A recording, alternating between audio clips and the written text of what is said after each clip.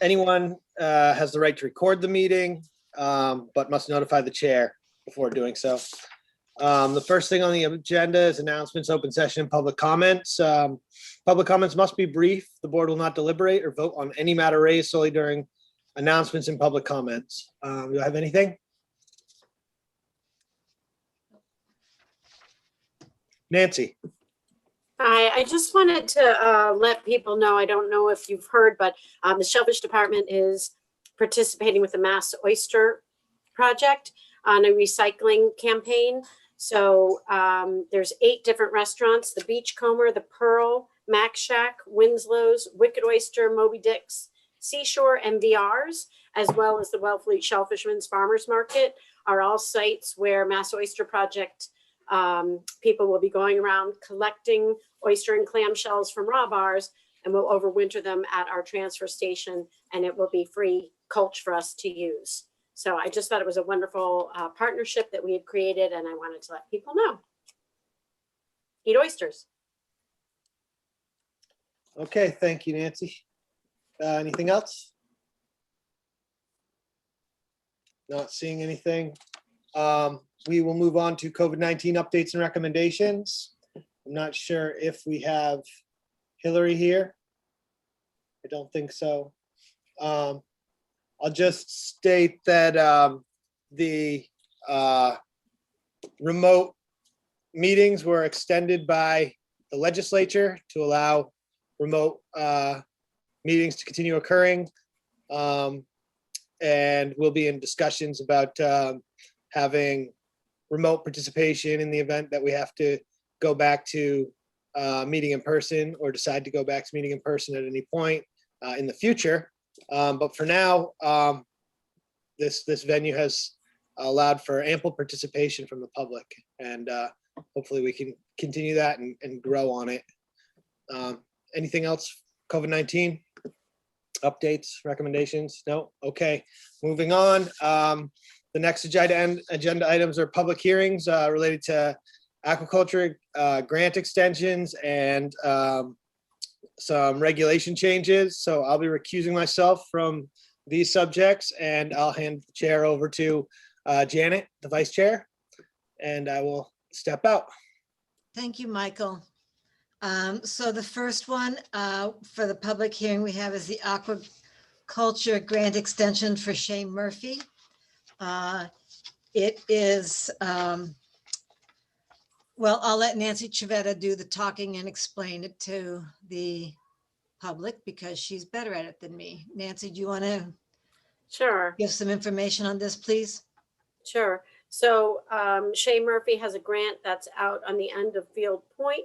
It is in the area that the town purchased a couple of years ago, the Indian Neck area out there. So it is town-owned property, and Shay needs more space in order to be diverse, to diversify into raising also quahog clams and not being just raising oysters. That's usually a pretty smart business plan, and he prepared all the documents well, and the harbor master and I went out and looked at it. I don't know whether the harbor master submitted a letter, but I know he's here if he wants to comment on it. And then, of course, if the select board approves, Shay will have to go through all of the state and federal permits as well, and conservation commission. So this is step 1 in a lengthy process. And you know, one thing that I did put in my letter is, and these conversations are beginning, just larger discussions about the expansion of aquaculture in Wellfleet Harbor. And we've had a couple of these at the Shellfish Advisory Board, and I think we'll continue to have them. And I wouldn't be surprised if we soon come and have one of them at the Select Board. So that is moving forward and in your direction. Thank you. Are there any questions or comments from the audience? I see Helen Miranda Wilson's hand up. Thank you, Janet. A number of things. I have a question through you, Janet, to you and Justina. Any answer is a good answer. I have no weight on it. Did you both get a chance to look at the recording of the June 4th Shellfish Advisory Board meeting? I know that I alerted people to its being very, very significantly valuable to me as a select board member, as a Shellfish Regulatory Board member, because so many sides of the issues concerning this large new property that we've gotten all at once came up. And I want to just ask you if you had a chance to see it yet, and then I have a comment. Yes, I did watch it and read the minutes. Thank you. And Justina, were you able to find time to do that? We're all busy. It's not like, I just want to make sure that we all have seen the same thing. Justina? I do know that it's important, and I do know you want a management plan, but I did not have time to look at that. No. Okay, so that said, there was significant input about a great number of issues, some of which, in my opinion, need to be resolved before we further develop this area. One of them is that there are a number of ways in which boundaries might be determined. There isn't always a problem with that. Another is, how should we manage that area in terms of the use of people that harvest from the wild? Another is, should it be first come, first served? Because this is a strange situation. Boom, all of a sudden we have a whole lot more room. And while there isn't a huge amount of room for expansion there, for farming, because a lot of it's productive, and that can vary from season to season a bit. Normally there would be, if this was on dry land, a very formal discussion of how it would be managed, and most particularly in the case with this property, how we determine how much space there should be for what kind of use of the resource in relation to other uses. And some of the people, shellfish farmers and commercial permit holders, actually spoke to that very clearly and vehemently. They weren't just thinking about themselves. So on one hand, it's reasonable for people to want to grow their business, and it's a good thing. It's also reasonable, if you can have it happen with all the permissions you need, to have an extension. But in my opinion, I can't vote in good conscience for this until we do that, and this board has a chance to make some decisions to support the shellfish department in its management, its enforcement, its inspections, and its patrols on that, in that new area. And the whole thing about the boundaries is also happening in other parts of the harbor. Now, we got a really good letter from both the harbor master and the shellfish constable on April 22nd about this. And it said, can we please do this? And I also have to own up to something with no comment about other board members. This is just me about me. I made, I feel, a wrong vote when I didn't say all of this when we were voting on Michael DeVasto's getting an extension. On one hand, I completely want him to be able to grow his business. On the other hand, to my mind, this comes first. And I've made 3 really wrong votes in the last 22 years, and that was one of them. So I'm owning up to that mistake with absolutely no onus on Mike personally. But I really feel that we need to discuss this before we approve one more additional lease area for farming in that area. Thank you for letting me say all that. You're welcome. So I talked to the shellfish constable today because I knew from that meeting that there may have been a I don't know, thought, desire, plan or something about looking at all the different shellfish areas and getting a better plan. However, then this all came before us, so I am assuming that it's been approved, and I trust Nancy Chavetta and in her guidance, and I certainly trust Will Sullivan too. And if they are okay for this, none of these are really big grants. So I guess, Nancy, I would let you answer Helen first, if you want. I mean, I feel that I'm in a situation where I can see both sides here. I absolutely understand the need of business people to expand, diversify, have create a business plan that is going to support their families. On the other hand, I also get that in particular for this piece of property, but also, for the whole harbor overall, having a plan would be important. I don't necessarily at this point where we are think that the two are mutually exclusive. Like, we've gone down the road, and I think, we should just continue to have these discussions and see where, where we end up as a community.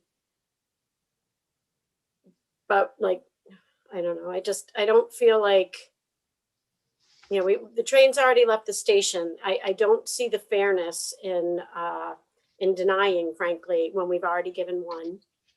And what does it really hurt in the overall? These aren't huge parcels of land. And I do think that we should look at this in the bigger picture, because there is a lot that of responsibility also that goes along with adding acreage. It might not seem a lot, but there's a ton of paperwork. And I would say, there's just a lot of responsibility that the department has for grant oversight. And it's, right now, I'll just admit it's our weakest link, right? Because I'm still fairly new, and I would like to have a better grasp on it. But I think that we'll get there. And as long as everybody's comfortable, if we're going to pay more attention to grants, then there's other things, we're 3 people. So, there's other things that are going to take a back seat. And that's what happens as you take one project on, something else will wait.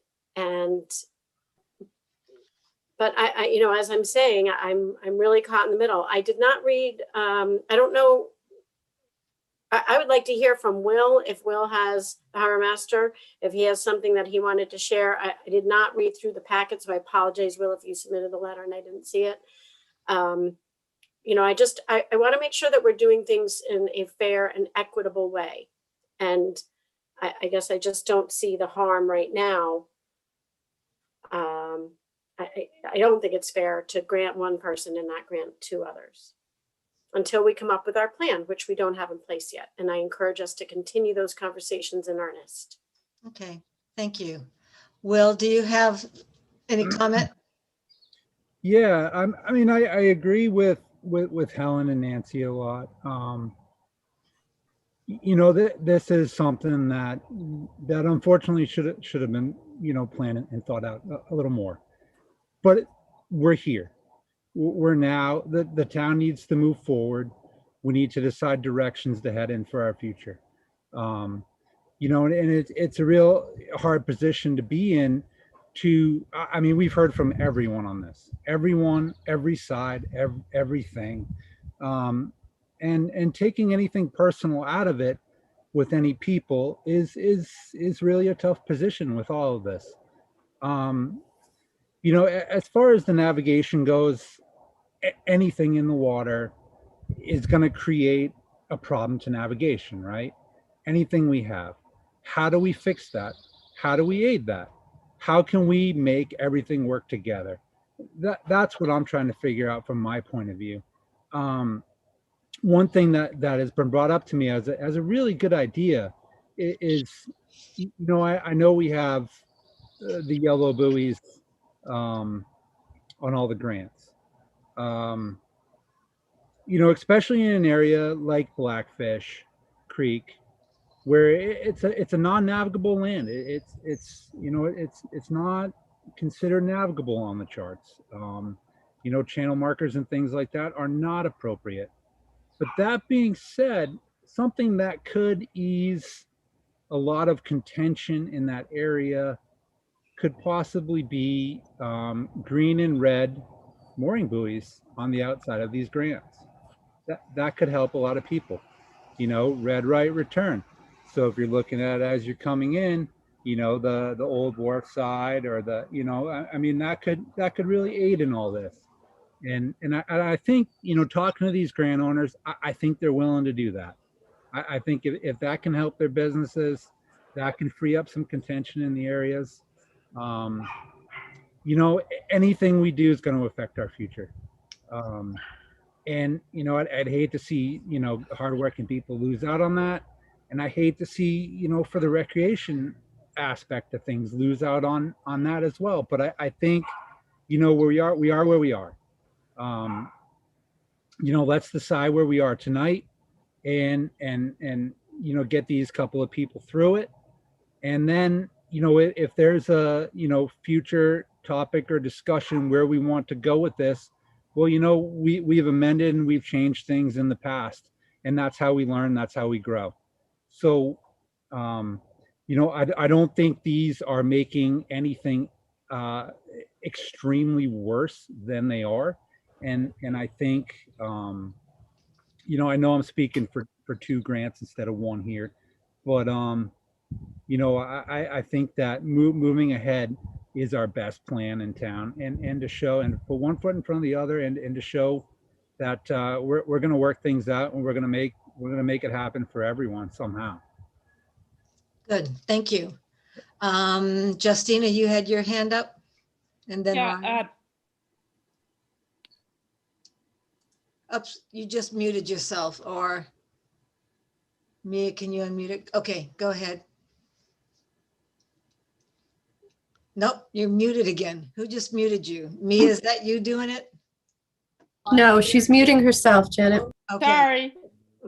Am I muted now? no. I'd like to hear what Ryan has to say, and then I'll go after Ryan. Okay, Ryan. Okay, so the first is more of a me liking to see things. And I've already received this from, I believe, the town clerk.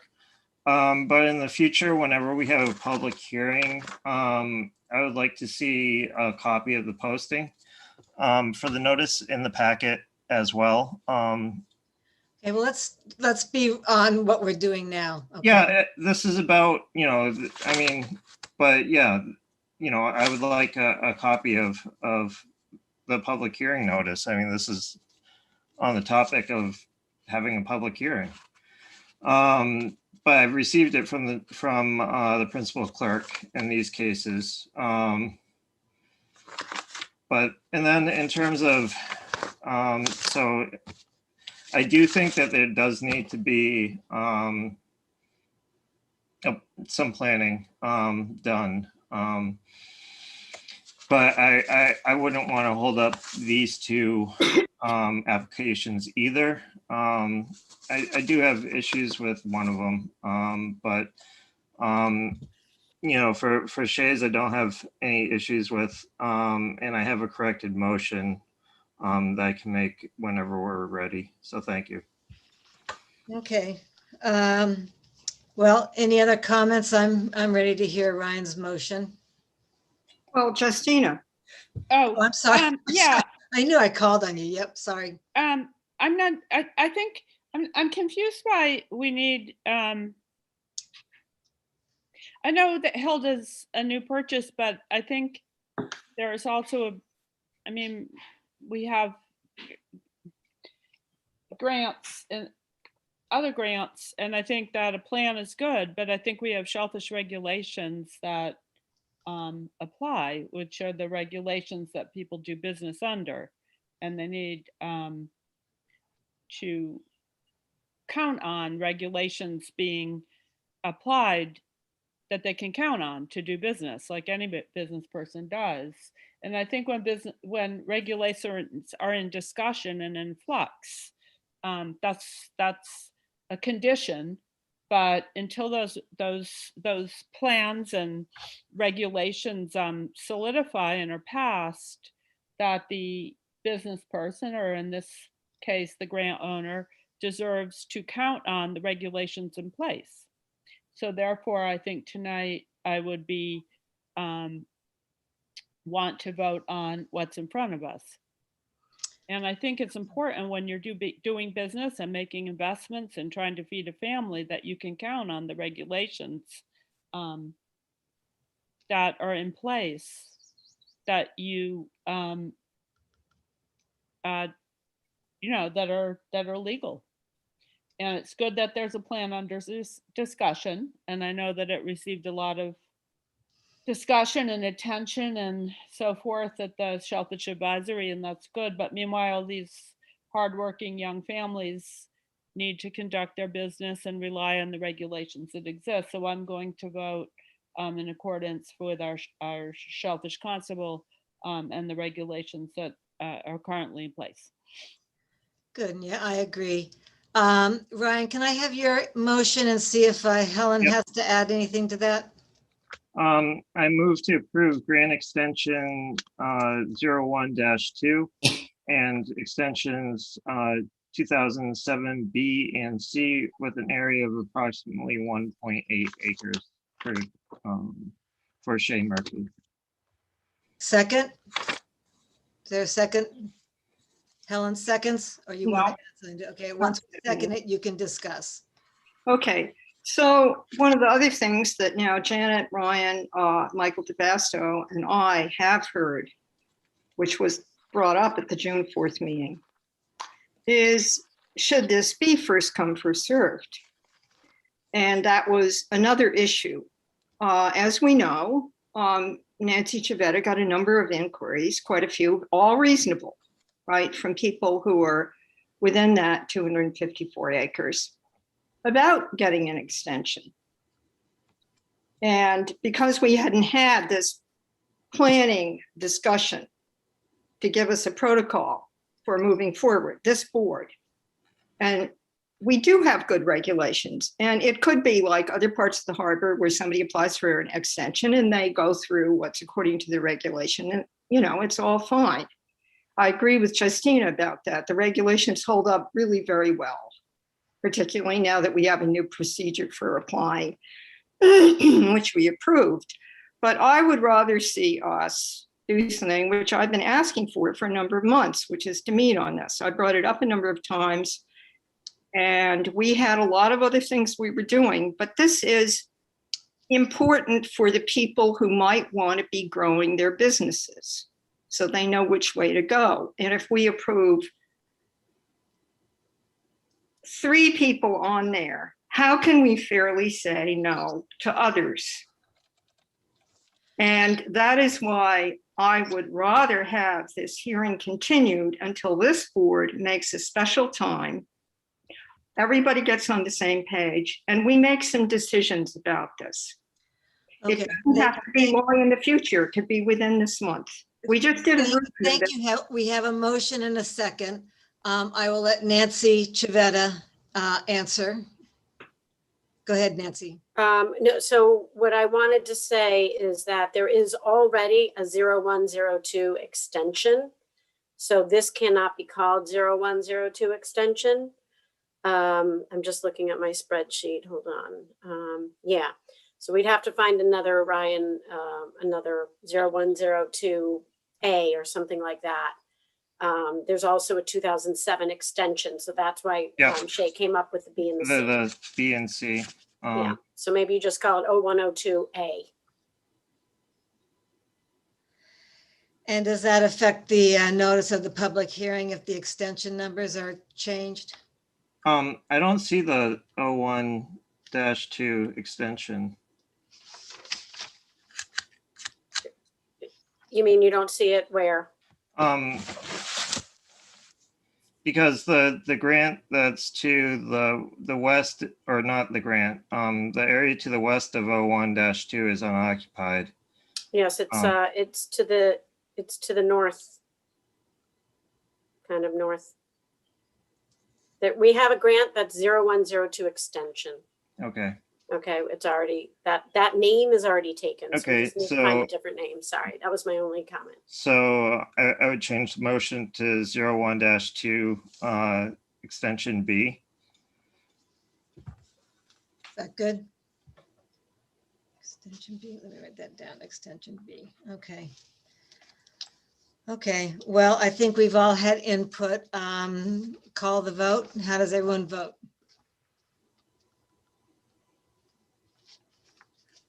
Anybody want to vote? I'll vote. Janet, aye. Ryan, I. Anyone listening to me? I always go last, so I'm waiting for Justina. I'm going to abstain. Helen, nay. Okay, so 2 for, 1 abstention, 1 no. Motion doesn't pass. Okay, Madam Chair, yes. sorry, I didn't raise my hand. I move that we continue this hearing and that we make a date to have this board discuss this together and make some decisions so that the rest of the people who may want extensions and the other people who may want to weigh in, do it at one of our meetings. Okay, I would like to move on this, Yeah, all right, so Helen is moving that we continue the hearing. continue the hearing. Is there a second? I'll second. Okay, all in favor? Tina, aye. Ryan, I. Go ahead, Helen. I'm the chair, so I'm not going to vote till the end. Okay, Helen, I. Right. And Janet, I. All right, so we move to extend this. And I'll wait to hear from the Shellfish Constable. And Madam Chair, when we get to future concerns, let's look at our calendars and figure something out, pretty soon. Well, Thank I also think this has to be discussed with the Shellfish Advisory Board and Yes, other players rather than us. We're kind of the last one to discuss it. no, but that we're all there, so we're all on the same page. Thank you. You're welcome. Apologies to the applicants. I don't believe that this will need to be re-advertised. Am I correct? Because it's No. continued. It's continued, so it does not need to be re-advertised. Okay, thank you. All right, so moving on to the grant extension for Patrick and Chelsea Winslow. Any comments on that, Ms. Chivetta? Well, I mean, my opinions are the same for both of these grants and for both of these extensions. How I feel is how I expressed myself before. And, Pat's is a smaller footprint, but,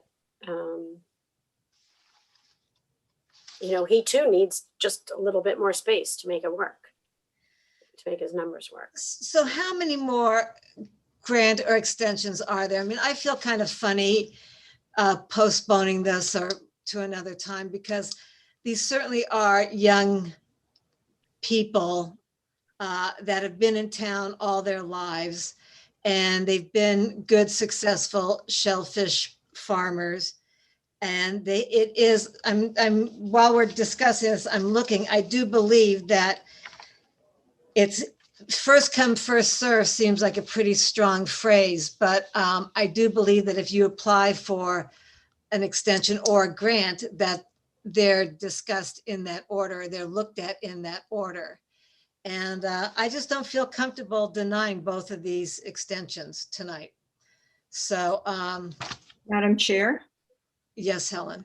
we are not, in a sense, denying them. Well, we're postponing it until the Shellfish Advisory Board and shellfishermen and associations and other people can get together and discuss this. And to me, if they really wanted a plan, they would have had one by now, I mean, you guys discussed it months ago.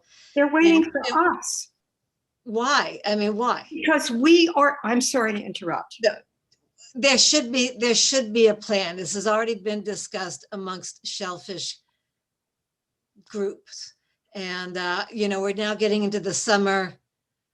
Doesn't seem like it's going to be easier to get meetings together rather than more. I don't know. I just don't feel comfortable postponing. I don't see the need.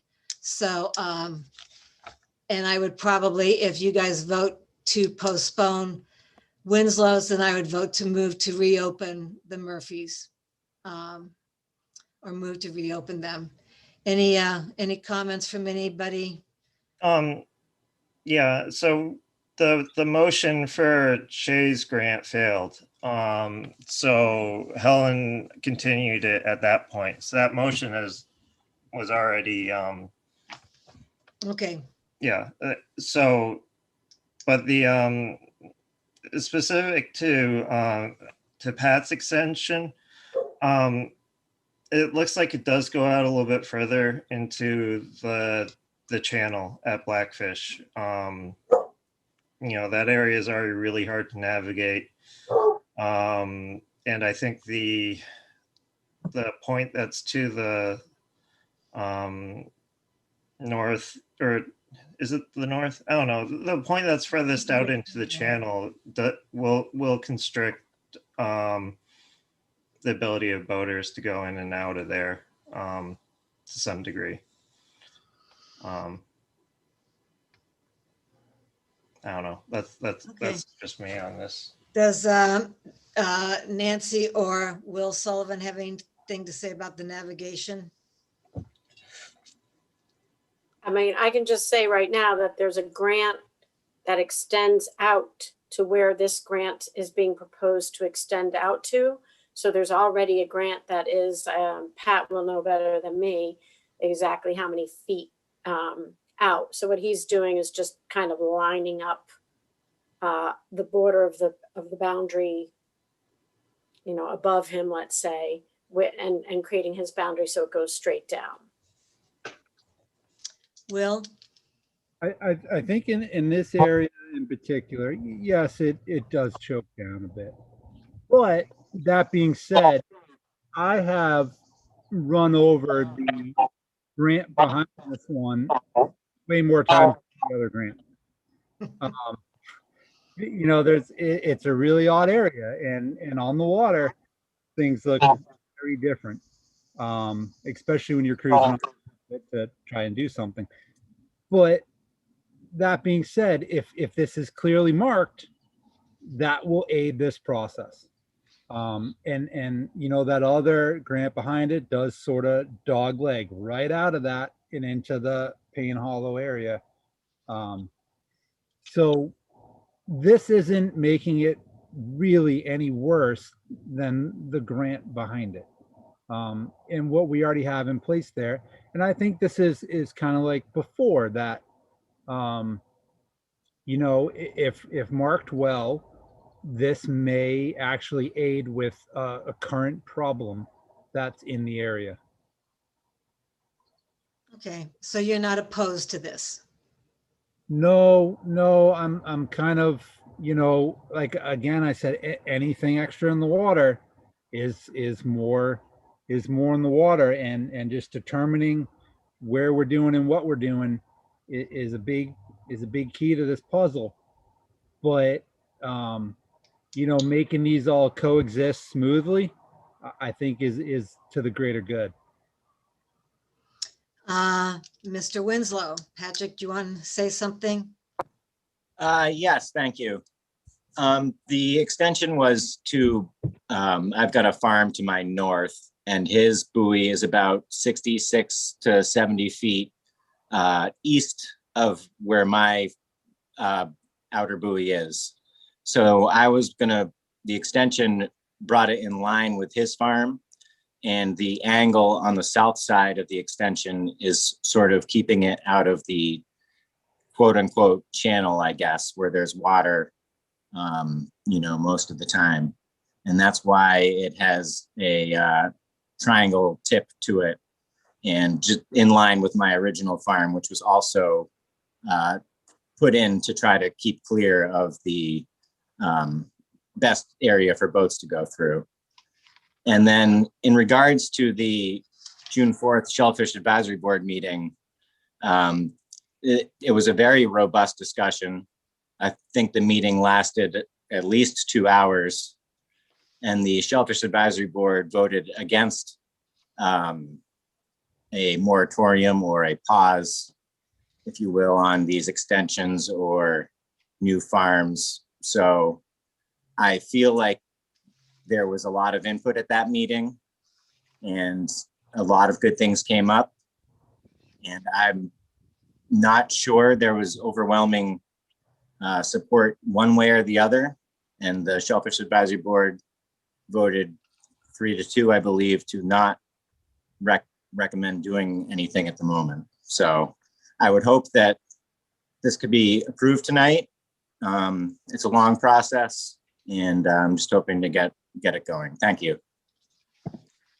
So that's really important to know. And I'm sorry that nobody said that about Shay Murphy's application, because I mean, the Shellfish Advisory Board, and Helen, you should know everything the Shellfish Advisory Board has said. If they voted to not have a moratorium, then I would go along with that. So can I have a motion regarding the Winslow's grant? I move, Questions? So, I have a motion, but Ryan wants to say something. yeah, so if it was a triangular area without the most southwestern point, I think it's still about 1/3 of an acre, maybe a little bit under 1/3 of an acre. That would square off with the grant behind him without putting a buoy that's a little bit further out into the channel. So rather than having 4 points on the extension, it would have 3, be a triangle. And you're, in other words, you're fine with that. That's not what's before us, but I would be fine with that configuration. Well, Nancy, what do you have to say about that? I think you all know that I don't like making decisions on the fly. Yeah, I like mean, that. this is getting, so. I don't know. Okay.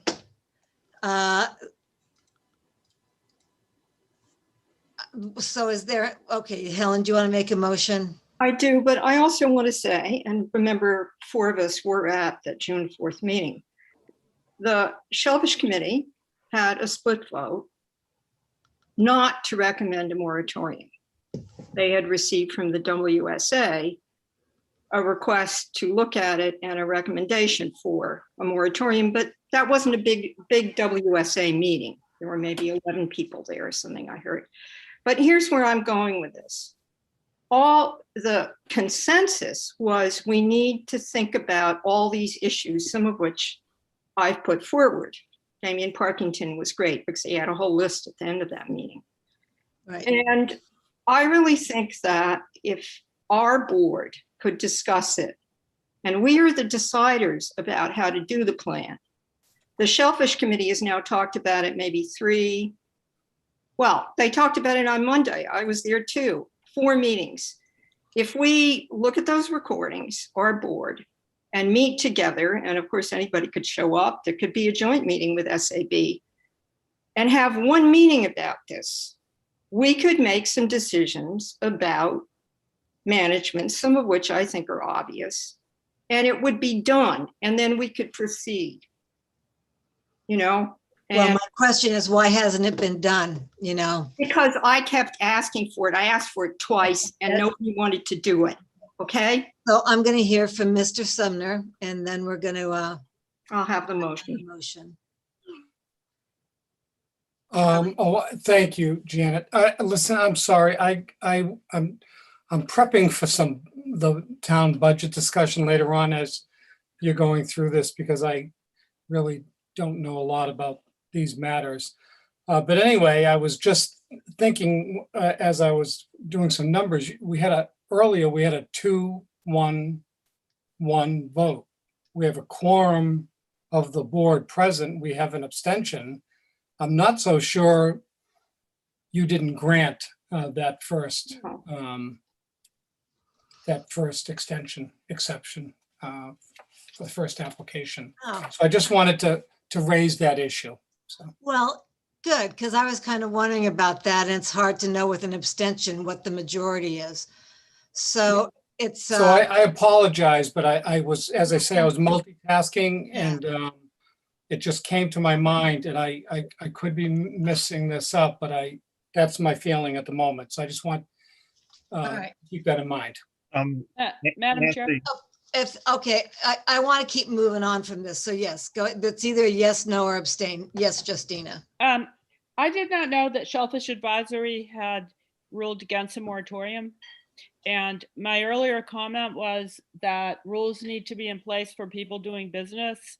And so if Shellfish Advisory had ruled against a moratorium, I think that, although I think I support a select board hearing on these issues, the rules we currently have in place are the rules we currently have in place. So I just wanted to raise that because we do have a committee in place to handle that. So although there's many opinions in many places that should be heard, we have to go, people in business need rules. Otherwise we can't do business. So what is your point? I guess, I mean, I can't change my vote, but there's information that we didn't have. So But it's incorrect. I agree. I'm- If I didn't know that too, I definitely would have. So we can correct that with a motion. So I move to reconsider the public, or I move to reconsider the extensions applied for by Shay Murphy. But the SAB didn't vote against it. Can we get that set? Let's discuss that. Excuse me, but you're not recognized. I can't even. Yeah, see who's well, talking. I've been trying, Janet, and you're ignoring my hand. So you please recognize me. So wait, I don't even know, who is this? It's Ginny Parker. Okay, so, all right. And I would like to Okay, talk what about is the those- vote. At Okay, the excuse Shellfish me. Advisory Board, you have incorrect information. All right. Incorrect information. So Okay, let's get that thank you. clear. So let's finish with what the board says, and then I will open it up to the So, public. which I- is- But made a the motion. vote, Yes. but the Shellfish Advisory Board did not vote against the moratorium. Right, That's what- incorrect. That's what, they did vote against it? They No, did. they did not vote for a moratorium. But I made a But motion. they to- didn't vote against it either. Right. Well, technically yeah, that wasn't the motion. But I made a motion to reconsider a question. If that's seconded, we can reconsider that application. Second, And then Okay. roll call vote. All in favor of reconsidering the motion, the previous motion? Justina, aye. Ryan, I. Janet, I. Ellen, I, for the sake of discussion, I would like very much to hear from the two applicants who have their hands up. Or at least one of them. I does. know, that's what I was waiting for. Okay. Where, let's see, Shay had his hand up first. Yes, Shay. Okay, can you hear me? Yes, good, thank you. Okay. I was at the advisory meeting and from what I can remember, most of the meeting was, the big issue was the boundaries on one person's grant in particular. They were way off of what he thought they were. And I just wanted to just mention that there was no issues with my boundary markers. Nancy, with her GPS, went right to the original survey poles. And the space that I'm applying for is all right next to each other. And originally my grant was set up for like a long line type of system where it benefited him for him to be on a diagonal, and my grant kind of sticks out. But with these extensions, it'll be a straighter line across. I'll be able to use kind of some of the dead space in between there, and I'll be able to diversify and grow some clams, because last year it was really hard in the pandemic, only having oysters, and they really wanted some clams, and I figured it'd be a good way to it'd be another good thing to have out there, to have more than one thing growing. Okay, so let's make this clear. So the Shellfish Advisory Board did not vote for a moratorium. Correct. Okay. All right, that's important. So we've reconsidered that vote. Anything? I would have, Go sorry, I ahead. would have to make the motion again. Yeah, I'm just going to ask if there's anything simple to add before we move on to the vote, to a new motion. Okay. Ryan, do you want to make a new motion? Charlie has his hand up. I don't think, actually, we have to finish the motion for, There wasn't a motion for Pat's. right, we have to finish that. No, we don't. We made a motion to reconsider. So we have to deal with it because that's, and that motion passed. So the motion, the topic we're discussing is supposed to be Shay's at this point. Okay. Did So- we, I don't remember. I remember we seconded the reconsider vote. There was a roll call vote, Helen. You said that you voted aye for the sake of discussion. Yes, you're right. I'm looking at my notes. Thank you, Ryan. You're Okay. welcome, Helen. Mr. Sumner. Oh, yeah, thank you. I am paying attention. I apologize. And also, I was just going to say, I know we're going to go into this discussion again on the Shea one, and then we should ask for, it is a public hearing, so we should just see if there's any public comment as well. So, Yes, yeah. thank Okay. you. All right, so where are we? We're at voting for Winslow's No, Shay's. Shays. We are going to do that now. All right, so all in favor of granting the extension to Shay and, No, so you have to be specific. So I move to approve okay, grant extensions 01-2B and 2007 B and C with an area of approximately 1.8 acres. is there a second? Well, I'll second it. All in favor? Tina, I, Ryan, I. Janet, I. Helen, nay. Sorry, Shay. I can't do it until we have this discussion formally.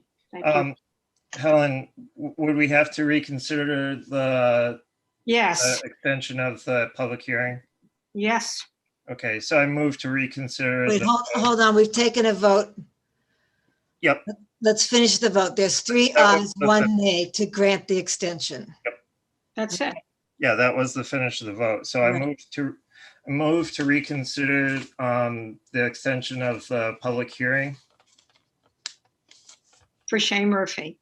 for Shay Murphy. Second, Helen, second. All in favor? Say aye. Ryan, I. Tina, I, Helen, I. And Janet, aye. Okay. Motion passes. All right.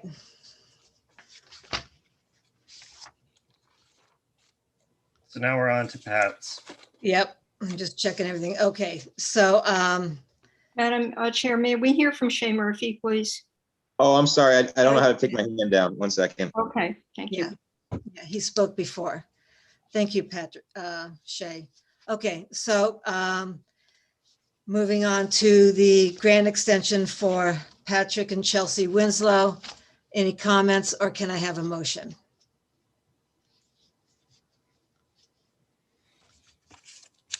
I move to approve an approximate 0.45 acre grant extension to grant numbers 09-01 for Pat and Chelsea Winslow. Is there a second? I'll second it. All in favor? Say aye. Tina, I, Janet, aye. Ryan, no. Helen, nay. Okay, and 2 opposed. Okay. So, So I move to extend the public hearing for Pat and Chelsea Winslow. Helen, second. okay, all in favor for the extension of the public hearing? Nancy has her hand up. Oh, sorry, Nancy. And Patrick then. So the thing is, and with all due respect, Ryan, because of the, because of where the buoy is, Will Sullivan is the harbor master, and I trust him when he says, where it should be. He went out, he did an on-site inspection, and I said before, I don't like to do things on the fly like this. I think if this was going to be a motion, then it should have been discussed beforehand, not only with me, but also with Pat. So I just, I'm worried about fairness. I think that the southwesternmost point is too far out. I've sailed in and out of that area hundreds of times. The grant behind him, yeah, that was, that went out too far. But it's not really, he could apply for what I would just want to see is the southwestern point dropped. And that would leave the other 3 points, and there would be no impact on navigation at that point whatsoever. So, Madam Chair, may I address that, please? I'm going to see if Nancy wanted to respond to Ryan. I'd rather hear Will if Will's Okay, game. or Will, okay. Okay, but may I respond to this need to extend the hearing? So we shouldn't vote on anything unless we get a nice exact map from the applicant. And Ryan has brought up an issue.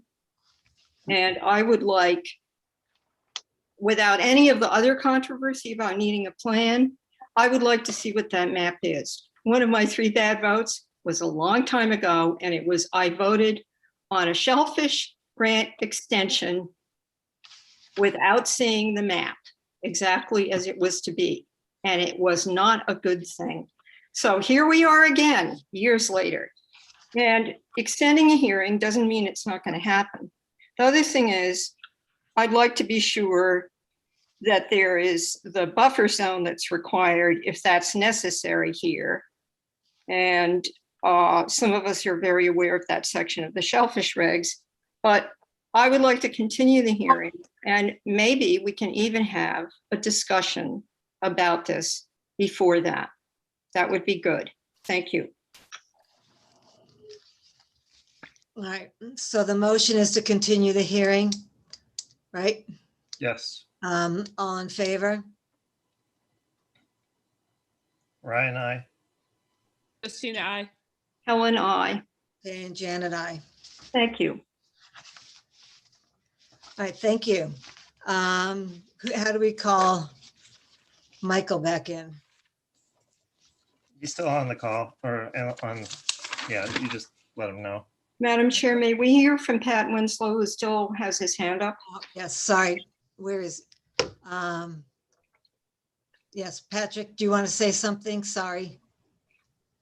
Yes, I mean, I've been waiting a long time for this, and I got my first 1.5 acre farm in 2008. I could have asked for more then. I didn't feel like I, as a novice farmer, could do that. And I waited until I had no more room left to apply for this extension. I'm not sure what the 4 points come from, because I've only added one new point to where there aren't already buoys. I went out 60 feet, not near any water. The depth is the same. I feel like it's making it easier for boats to understand where it is. Right now, they come around my neighbor's farm to the north and feel like they have cleared the shellfish areas.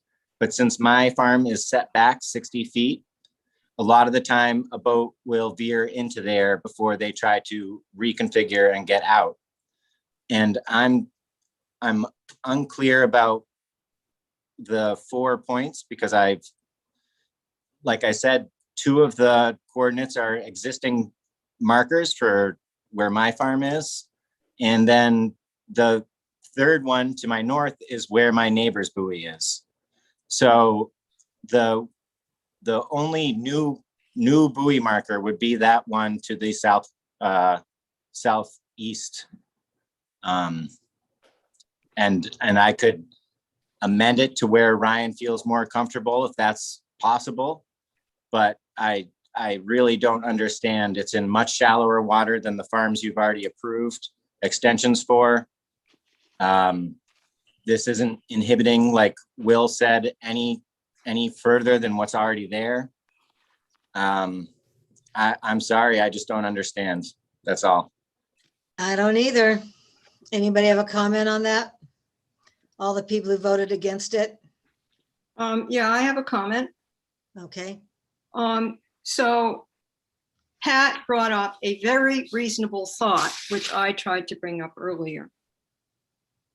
Unfortunately, we already approved another extension before we've had this discussion about how we want to proceed with this property, which we all of a sudden have this huge property. And it's up to us to clarify things for ourselves and for the shellfish department, who has my take on the shellfish department right now is they have a very good, clear sense of their own boundaries, you know, and we have to take some responsibility for this and to do it sooner rather than later. I wish we had done it a long time ago, but we didn't. And it's one of the things that happened partly because of the pandemic. A lot of stuff got pushed to the side. Should have happened in the winter of 2019, 2020. Never mind, here we are now. Let's get to work on it, look at it. And it could all happen in one intense meeting where we have all the data we need. But in the meantime, if Pat is willing or not to have a slightly different proposal in terms of where the buoys go, we need to be able to look at that and approve it as such. We can't do this without seeing it to vote on it. So that's a good reason, a positive reason to continue this hearing until sometime really soon. We could do it in 2 weeks, you know? Okay, any other comments? All right, so yeah, I would suggest that everybody gets their information and we have this in 2 weeks so that there's no longer a delay, much of a delay. You know, I just also want to say that both the harbor master and the shellfish constable did approve these and looked at them. And I don't know, seems like I guess I'm just, I don't know, I'm just disappointed that there was such discussion over this rather than letting it happen. But anyhow, moving on. Will, do you want to say something? You had your finger up. If I could, I feel like that we're trying to stop a building after we've already allowed the foundation to be built. You know, we've allowed the foundation to be built. We put the regulations in place. These people have followed them, and you know, whether we like the outcome or not, they've followed through with what they're supposed to have followed through with. And I just feel like, you know, if we want to move forward and change things and change visions and output, that's great. You know, that's the way it's supposed to be done. You know, you find an error in something, and then after that takes place, you know, you look at it and change it. And I feel like we're doing that in mid-process with these people. I feel like, you know, we've already, you know, we cracked the door on this, and these couple of things were in place already. And, you know, for the future, yes, I think, you know, we should look at things. But for what's in place, it's just a shame to have told them that, you know, this is the process, do the process, and then they do, and then, you know, say, you know, we don't exactly like how that worked. You know, that's just. Yeah. I agree. I mean, we've got you and our shellfish constables supporting this, and you've discussed it with Shellfish Advisory Board. This follows all of our regulations, and yet there's a problem. So yeah, I would say Shellfish Advisory Board, I don't know. Get your plan together in 2 weeks. That's my advice. Okay, moving on. We have to take a vote. We did to extend it. We didn't take a vote to extend it. The motion was made and seconded, but there was no vote to extend the hearing. Pat had his Actually, we hand up did. It was too. 2-2. No, Yeah. that was to grant the extension. I don't know. Who's, where's me? I have it written down that we have, Yeah, I have it too. no, 3, actually, yeah, this is with Shays, 3 aye, 1 nay. No, Shays, we granted the extension All right, on after we okay, let's have another vote to extend the public hearing for 2 weeks till our next select board meeting. I so move. All in favor? We need a second. second. I'm not right. Okay. Okay, all in favor? Aye. Ryan, aye. So and I. Christina, how are you voting? You're on mute. Justine, I. Okay, all right, so extended 2 weeks. Thank you. Where's Michael? No, it's still Shellfish. Oh, that's right. We've got, oh, this is going to be great.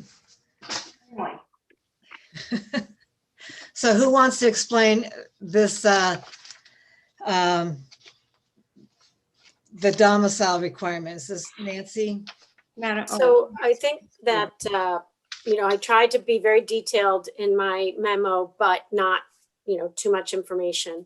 There's a strong feeling in the community that this is necessary right now. And I think that there have been some amendments made to it. We brought it to you and we took it back to Shellfish Advisory. I think we have it with some of the checks and balances that people felt would be helpful to avoid abuse. And I think we should try it. I think we have a housing problem and you wouldn't want anybody to, lose just from one day to the next their business. This is especially important with grant holders who have a lot of money invested. And if we encounter problems, believe me, I will be bringing it back to you. But I think that it's certainly worth a try. I ran it by the Division of Marine Fisheries and they didn't have any problems with it at all. Okay, so I guess my big question is, how did you come up with the requirement and exception that the status of domiciled residency as defined in section 2 of these regulations and verified by the Shellfish Constable must be resumed within 18 months from the time of the permit holder's removal to another town, or the permit will be revoked? How did you come up with 18 months? Madam Chair? There was a lot of debate between, I think that Helen might have actually proposed a year. And then she spoke with different people in the housing community who suggested that 18 months was more appropriate. And in fact, during Shellfish Advisory Board, a bunch of different ideas came forth and it just seemed to, you have to sign a year lease if you move somewhere else usually. So at least it gives somebody that full year and then a little bit extra in case it really is hard to find a year round. And if they don't find anything year round, is there an extension of the 1.5 years? Nope. Allowance? They'd have to appeal to the select board. But there is an I appeal. will say that this is going a little outside the purview Yeah. of the Shellfish Department, but we're going to do our best. We're not educated in housing issues, but we will absolutely do our best. And verifying domicile, we do all the time. We do every winter with new shellfish permits. I've gone through and we've been verifying domiciles of all the grant holders. So that's easy for me to do. And the other stuff we'll take on this new set of responsibilities and we'll do our best. And if we have problems, then we'll go to the housing people for help, or I'll come back to you if it seems to be like issues are coming up. Yeah. Okay. But it's not our, it's not our normal area of expertise. Right. None of ours.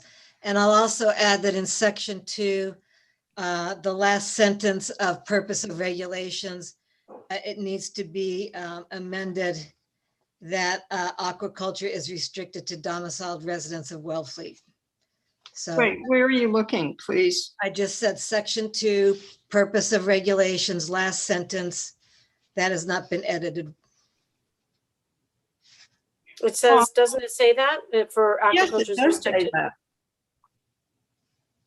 Janet, it's correct. It does say that. Say what? It does say in the copy I'm looking at that we got in our packet, the last sentence does read, as it has for many years, the granting of commercial permits and licenses for aquaculture is restricted to domiciled residents of Wellfleet. Okay. All right, so this just pertains to commercial permits? And aquaculture licenses. Both require that you be domiciled. And both are in there right now. Yes. Okay. All right, And you asked a question, if I may, Madam Chair. yes. You asked a question about process.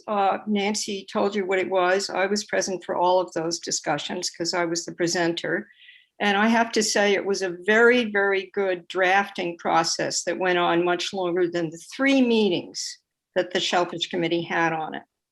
And I feel really very sound about all the numbers that we arrived at and the fact that it will change what's now in place, which is you lose your home for any reason here, you lose your commercial permit and or your aquaculture license on that same day that it's determined you're no longer domiciled. It doesn't matter why.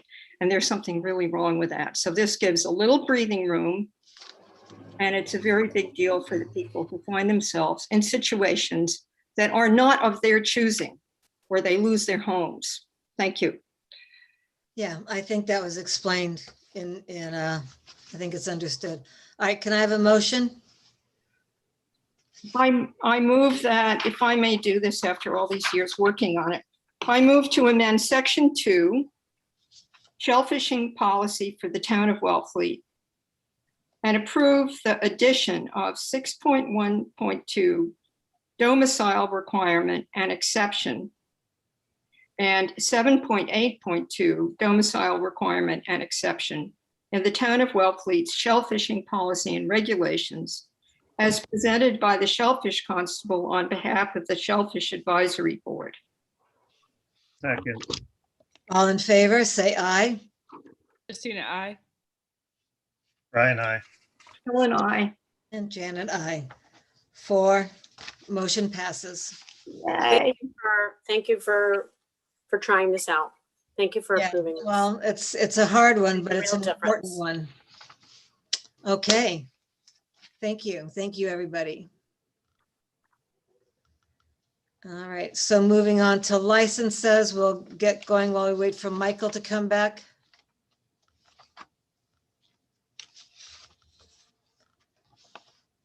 He's here. There I he is. just asked. There he is. Yeah. Mia, can you unmute Michael, please? I'm unmuted. There you go. Okay. Okay, all right. All right, let me just catch up on the agenda here. Where did I put my agenda? Flew off in the wind. Okay, so licenses. The first one we have is weekday and Sunday entertainment from the Lobster and Chowder House. The hours will be 1 p.m. to 10 p.m. I think, is it Tim McNulty on here? You I was. am here. Can you hear me? Yeah, we can hear you. Okay. Okay. Any questions from the board? Ryan? What are the typical hours for a weekday entertainment license? I think they go till 10. Okay, for all the days of the week? I think Saturday and Friday are even are to 11 or so. Do you know Chief Hurley? Get you on the spot. What do you- Honestly, I don't honestly know. I thought maybe Sunday had a different time. That's all I can remember. Yeah, I think so. Helen? Yeah. Oh, all hold I on. can- Sorry. I Hi. think, did somebody else have an answer? Helen, you answer? Go ahead, answer. Yeah, here's all I know. For some arcane reason under the state, they're different. That's why we get both of them, and we always should. But they have the same requirements under our noise bylaw, which is local to Wellfleet, our general bylaw that's about noise. And that may be the 10 o'clock cutoff. People can have entertainment going on after that, but it can't break our noise bylaw. Let's put it that way. And I think that if I remember correctly on qualifying this, the cutoff point in the evening and the hours are up to us as the licensing board. So they've put out there what their hours are going to be. And Okay, Helen, let me just ask Tim. Hey, Tim, what are you guys planning for hours as far as entertainment? it's on here. Okay, honestly, I'm applying to get the license. I really don't have a plan yet, but my idea would be a 4 to 7, sort of 1 to 2 people at the most, just playing some folk music or something to that maybe only Friday, Saturday, and Sunday. It certainly was not part of my plan when I decided to open this restaurant, but I have been approached by a couple of the local artists, and they wanted to play there. And I said, well, why not? Let me check it out and see what, if we can. And so I'm open to it. And I don't want any rock and roll bar. That's nothing I'm interested in doing. I have my experience and my history is a restaurant and a restaurant bar. I have no intentions of being the beachcomber or something like that. We won't open much past dark, honestly. So it's really more of a, something for the neighborhood, something for the town. It could be fun, but very relaxed and kind of an enjoyable setting. That's my idea of it. Mike, the hours, if I may, the hours are on the application. Mr. McNulty, we have you down for the hours of 1 p.m. to 10 p.m., so anywhere in there. And if we approve that, it's within our noise bylaw thing. And okay, we have a motion. Janet, do you have something to say? I just wanted to say that I think it's great that Mr. McNulty does want to keep it kind of softer and quieter. You are in a somewhat residential area, and I think those hours are great. And I think it'll be a good addition, but I like the idea of kind of whatever you call it, acoustic night or soft rock. I don't know. may I make the motion? Yes, please. I move to approve the weekday and Sunday entertainment license, says plural, to the Lobster and Chowder House for the hours of 1 p.m. to 10 p.m. located at 975 US Route 6 in Wellfleet, Mass. And I add to this motion that the applicant be supplied with a copy of our noise bylaw, general bylaw, which we do for everybody. Thank you. Second. Okay, roll call vote. Janet, aye. Justina, Aye, aye. aye. Helen, I. Michael, aye. Motion carries 5-0. Thanks, Tim, and I look forward to coming in and hearing some music. All right. Well, thank you very much. I appreciate Okay. your time, everybody. Okay. Next up, we have use of town property, Sacred Surf School. Zach Powa, are you on here, Zach? He was. Where is he? Is he muted? I think he's on. There Yep. he- Can you hear me? Yeah, Yep. we hear you. Okay. How's it going? Okay, any questions for Zach? It looks like Janet and Ryan. Oh, nope, sorry. I didn't lower my hand. So this is a question for probably Suzanne. What's the correct fee for this? It's usually $385, I think, for the season. Yeah, it's not on here. It is online. On mine, it says $385 under fee. Second Yeah, sheet. that's what we paid the past couple of Second years. sheet, Ryan. Yeah, so it has to be in the motion. Yeah. Okay. Right, yeah, we didn't put it in the motion that's usually on the application because we can adjust it if we want, but it's on here as 385. I think Suzanne, I remember from our last meeting, had said that that's what we charge, so that's what we kind of base something else on as well. Okay. Yeah, can we just have a motion, or is there So I move to approve the use of Whitecrest Beach to Zach Powa for the Sacred Surf School between June 21, what date in June? I'd say today. June 22nd, 2021 to Labor Day 2021 for a fee of $385. Ellen, second. Okay, roll call vote, please. Janet, I. Christina, I. Brian, I. Michael, aye. Oh, sorry. That's okay. I haven't been here for a while, so motion carries 5-0. Okay, now we have Chamber of Commerce. Use of town property, Labor Day, 4th of July parade. Hey, Lara, Hi, good evening. how are you? Good. Would you like me to just say a few words? Yeah, that would be great. Okay. Good evening. My name is Lara Henry. I'm the Executive Director of the Wellfleet Chamber of Commerce. I'm joined here this evening by the President of the Board of Directors of the Wellfleet Chamber of Commerce, Robert Morrill. And we are applying for this permit, postponing the parade from 4th of July to Labor Day weekend. Everything to go just the same way that it usually goes for 4th of July, requesting all the same services from our fire and police and emergency departments, DPW as well. And I did have one change to this permit that I'd like to request right now, which is the change of date. And after more conversations, we thought that changing the date from Monday of Labor Day to Saturday, September 4th of Labor Day would increase the participation, and, you know, more people would go to the parade, more people would walk in the parade. So we would like to ask for that at this time as well. Thank you for the, Okay. Do you want a motion? Well, yeah, that's fine. We can have a motion. It's for Saturday. Helen has her hand up. yeah, two things. Thank you for the advance email about the change of date. I appreciate that.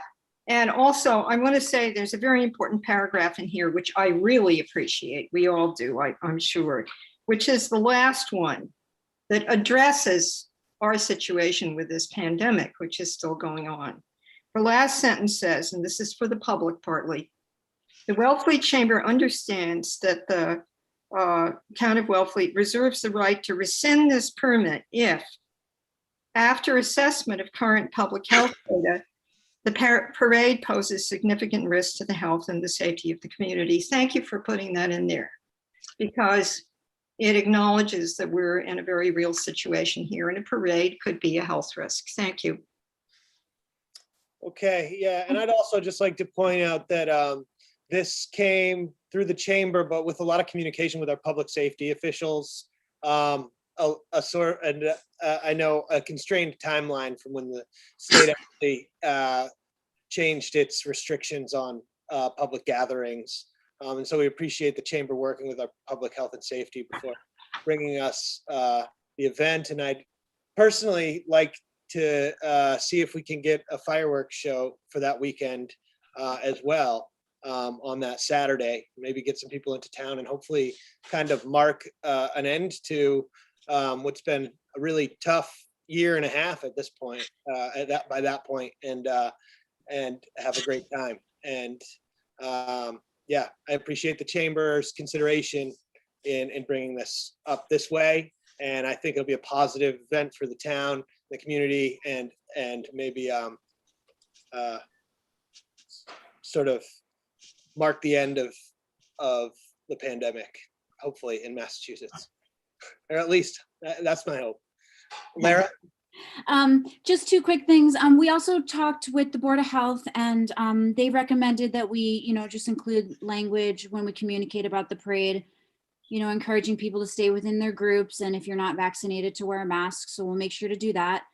And then also, we just wanted to let you know that it's going to be a Labor Day parade, Labor Day weekend. And so we've decided that the theme of the parade this year is going to be celebrating Wellfleet's workers. So it's hopefully going to be a nice celebration after a long summer for everybody. Okay. I have a motion, Mike, that I want to add one thing to. Yeah, you can make the motion, Helen. Yeah, and I'm through you to I'm adding the town marina parking lot to use of town property so that it's not just the route, but you're also protected and permitted in the parking lot, which is where it always starts. So I move to approve the use of the 4th of July Wellfleet Parade route and the town marina parking lot on September 4th, 2021, from 8 a.m. to 11 a.m. to the Wellfleet Chamber of Commerce. Second, Roll call vote. Janet, I. Justina, aye. Brian, aye. Michael, aye. Helen, I. Okay. And can we somehow figure out if we can get a fireworks display on that weekend as well? Mike, other topic. No, it's the same topic. No, very. We'll leave that up. We'll leave it up to the fire chief and the police chief, and to Robert Morrell. Right.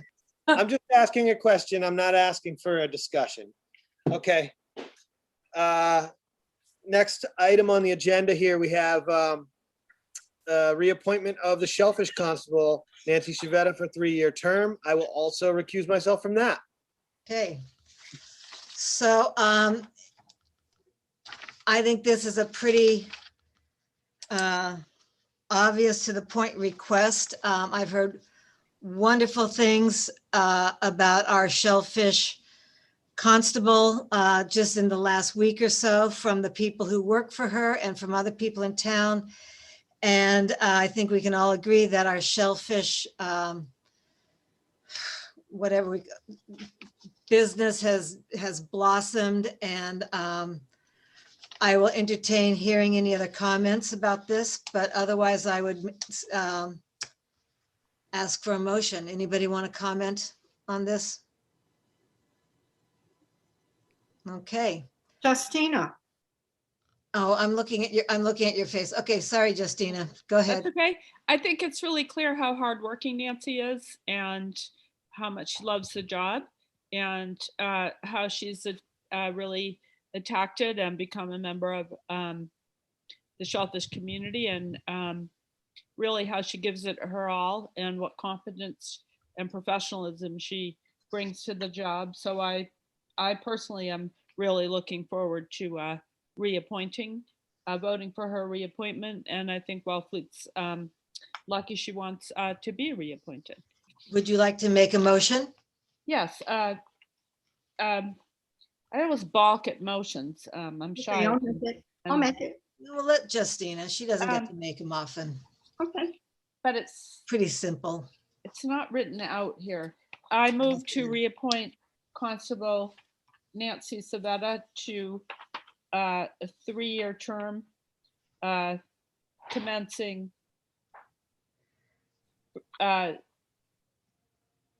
To end on August 9th, 2024. To end on August 29th. What's No, that, Helen? 9th. August 9th, 2024. August 9th, 2024. Is there a second? Helen, second. All in favor, say aye. Justina, aye. Ryan, aye. Janet, aye. Helen, aye. Thank you. Thank you. Congratulations. Thank Nancy. you. And Thank sorry you. I missed the beginning. I was closing skylights because it's raining. Oh, Thank you all so much. It's an honor to serve this town and the shellfishing community. I truly love my job. Thank you. that's clear. So Thank one you, little Nancy. final thought that I heard from one of my favorite people at the pier. I have a lot of favorite people at the pier. I think everybody, but just how everybody between DPW, Shellfish, Harbor Master, all the town departments are working so well together. So that's a honor for everybody who's works for the town. And thank everybody for that. So we got a great team. Yeah. Yeah, the teamwork really is apparent. It's not just a buzzword. Yeah. Okay. Thank you. You're welcome. Thank you. Thank you, Nancy. Michael, where's Michael? Come back. He goes, he comes. Okay, reappointments for various committee members. Sorry, I have to catch up on it. Okay, can we just make a motion, or does anybody have any issues? Oh, actually, there was one thing brought to my attention. One name is wrong, and I'm not sure which one it is. Let's look it up. I think I got an email.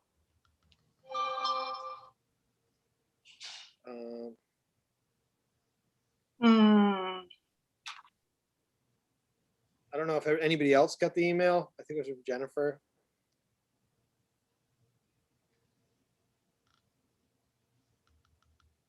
Still want to get the name wrong, I guess. Do we say all the names while we do it, right? No, we do not. Okay, so we should just make sure this name is. I kind of disagree, but. Hey, go for it. Stretch it out. I don't care. I'm not the one who cares about the late meetings. We haven't in the past. We haven't? No. All right. Not for the committee reappointments. The motion does say as printed in, this evening's packet or whatever. So that there's a record of where the names are. Okay, here it is. It's Roberta Ward, not Robin Ward. She didn't tell me what appointment that is, but she noticed that it was under Robin Ward and it's supposed to be Roberta Ward. Do you guys see that on here? I'm not even sure I see it. I don't see it on here. But hey, let's sign her up. Oh, I can see her name.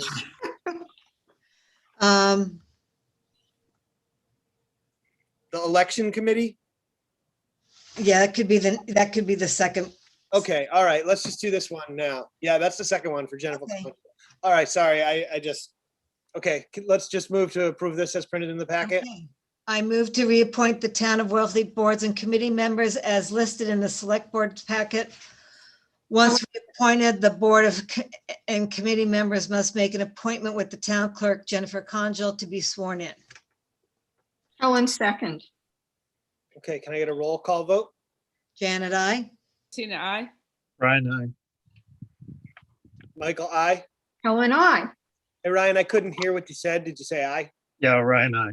Okay, motion carries 5-0.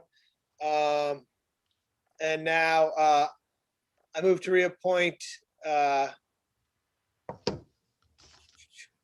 move to reappoint Peter Cook as the warden. What's it supposed to be? Roberta. Yeah, Roberta Ward as the deputy warden and Martha Diltz as the clerk for the Wellfleet elections. Helen, second. Roll call vote. Janet, I. Christina, I. Michael, aye. Ryan, aye. Helen, I. Okay, motion carries 5-0. Is it Roberta or Robert? And then there's a third name in there too. So I got a message, I got an email that says Roberta Ward, not Robin Ward. I'm like, Yeah. either of those are. And then we have another one included in our packet for Robert Ward. I think Roberta or Robert, I think that kind of covers it because, Well, let's just say our ward, okay? No, it's, Mr. Chair, it's Suzanne. It's Yep. Roberta Ward. Okay, that's what we said. Perfect. Somebody said Robert. Yeah, it's in our packet. I just made the motion for Roberta. Yep. I made Yep. the motion for Roberta Ward. And that's what you passed. Okay. Yes. Okay. Okay. All right. Authorization for me to execute any and all documents related to the gifted fidelity account. I move to approve the authorization of Michael DeVasto to execute any and all documents related to the gifted fidelity account. Second. Okay.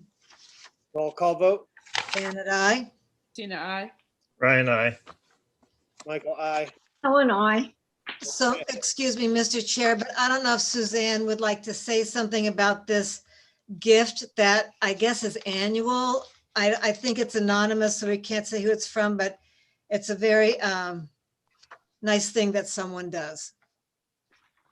Yeah, I don't, is Suzanne want to say something?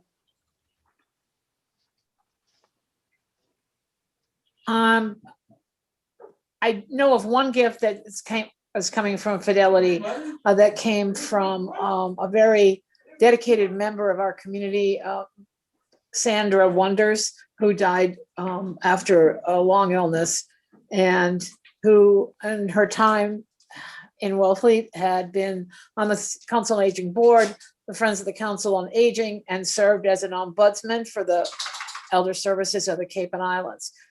She was very quiet, very unassuming, and not many people knew that she had a PhD and a rather extensive and notable job experience, which she brought to Wellfleet with her and gave her services to the town. So we're very grateful that she remembered us, and we will be making plans to put her gift to use to benefit the older adults of Wellfleet. Lovely. Okay. Thank you. All right, so that motion's been made and carried. Now, presentation by the Historical Committee from Merrill Mead Fox. Merrill, are you on? I am. Hi. Hi. Here I am. Thank you so much for being willing to hear. I'm actually from the Wellfleet Historical Commission, not the committee. I'm co-chair of that commission with Gordon Kahn, and I'm here to update you briefly about our work and our current status. We're aware that the past year and a half have been especially challenging for the town and the select board, and we want you to know that we really appreciate your hard work on behalf of the town. And I want to start by expressing our gratitude to 3 important members of our 7-member commission, who are Lydia Vivante and Tom Sigia and Carol Ubriaco. All 3 of them are stepping down from the Historical Commission when their terms end at the end of this month. And we appreciate their excellent work and their years of service on the commission, and the fact that each of them generously serves the town in a number of capacities. The Historical Commission is actively working together to recruit 3 new members, and we would welcome any efforts on the part of the Select Board and the town to spread the word and to support our efforts. And as we work to recruit new members, I'd like to take this opportunity to inform the listening public briefly about what we do. The Historical Commission was established by Wellfleet Town Meeting vote in 1986 for the preservation, protection, and development of the historical assets of the town of Wellfleet.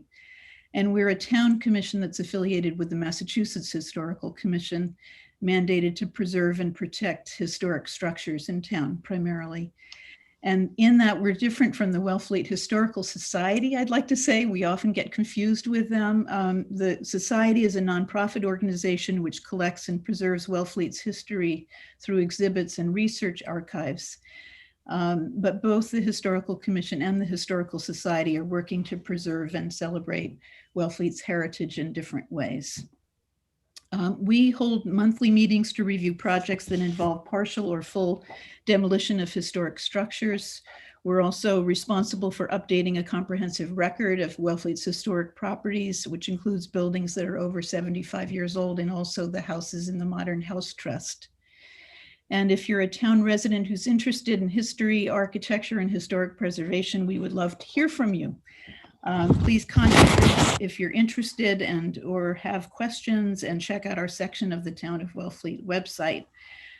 We may be reached at wellfleethistoricalcommission@gmail.com. In the past year during the pandemic, we've consistently held monthly public meetings online, and we've maintained a demolition delay on a historic building in the center of town and recently managed to avert a demolition delay on another by coming to a viable compromise that preserved part of the building and allowed for renovation on another part. With CPC funds, we've hired a preservation specialist to update our historic inventories about the buildings in town. We also established a Wellfleet Historical Commission Instagram account to celebrate the history of Wellfleet and its historic buildings. Both the historic inventories and our Instagram account may be accessed through the Commission's page on the Town of Wellfleet website. We've also recently established a working group to explore means of being more consistent and training incoming new members. As you know, historic buildings are a vital aspect of the identity and the history of Wellfleet. They add character and charm and provide a sense of stability and continuity and memory. We believe that our work preserving historic buildings benefits the community economically because historic buildings are one of the reasons that people enjoy visiting and renting and buying houses here. We appreciate the fact that buildings evolve over time, and we work to find a balance between historic preservation and individual expression so that we can preserve and protect our historic buildings for future generations. Thanks again for the opportunity to speak with you. Hey, thank you, Meryl. Thank you. Any questions? No? Okay, well, we very much appreciate you coming tonight. Thanks a lot. We hope that you'll be seeing applicants of ours very soon. Okay, great. Bye-bye. Okay, thanks. Okay, so next up is to discuss changing our meeting time to 7. I want to hear how the board feels. For me, I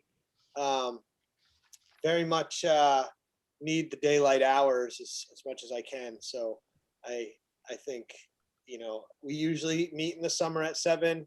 Some of the other boards we meet at 7, and I think it potentially could shorten our meetings just by the nature of starting at 7 and having we wish wanting to get done. You know what I mean? I think it's a great idea. Yeah. Okay, Ryan. Yeah, I like 6, but you know, to accommodate your work schedule, obviously, 7 would be prudent. Okay, thank you. Helen? Yes, please. Daylight hours. Most of my daylight hours that I need are toward the end of the day for a variety of reasons, not having entirely to do with me. So I hope that next year we stick to our original daylight savings time schedule. I could have started doing this a month ago. So yes, please. Thank you. Justina? Yeah, fine with me. Okay, cool. That way I can have dinner with my 3-year-old before she goes to bed too, you know? So Motion? sometimes when I'm not running back from the tide. You want All a right. motion? No, we don't need a motion. I don't think. I mean, we could make a motion. Yeah, we do. Okay. Okay, I move to change the select board meetings from 6 PM to 7 PM beginning July 13th? Or you No. want them, Beginning now. Now, if Yeah. we meet again for some reason, we'll start. when do we meet? Yeah, yes, from now on, beginning Yeah, now. I mean, the thing is One about making a second. motion. 1 second. Okay, discussion for a second. The thing about making a motion is where we can actually meet anytime we want as long as we post it. So there's not really a need to make a motion. We can just state.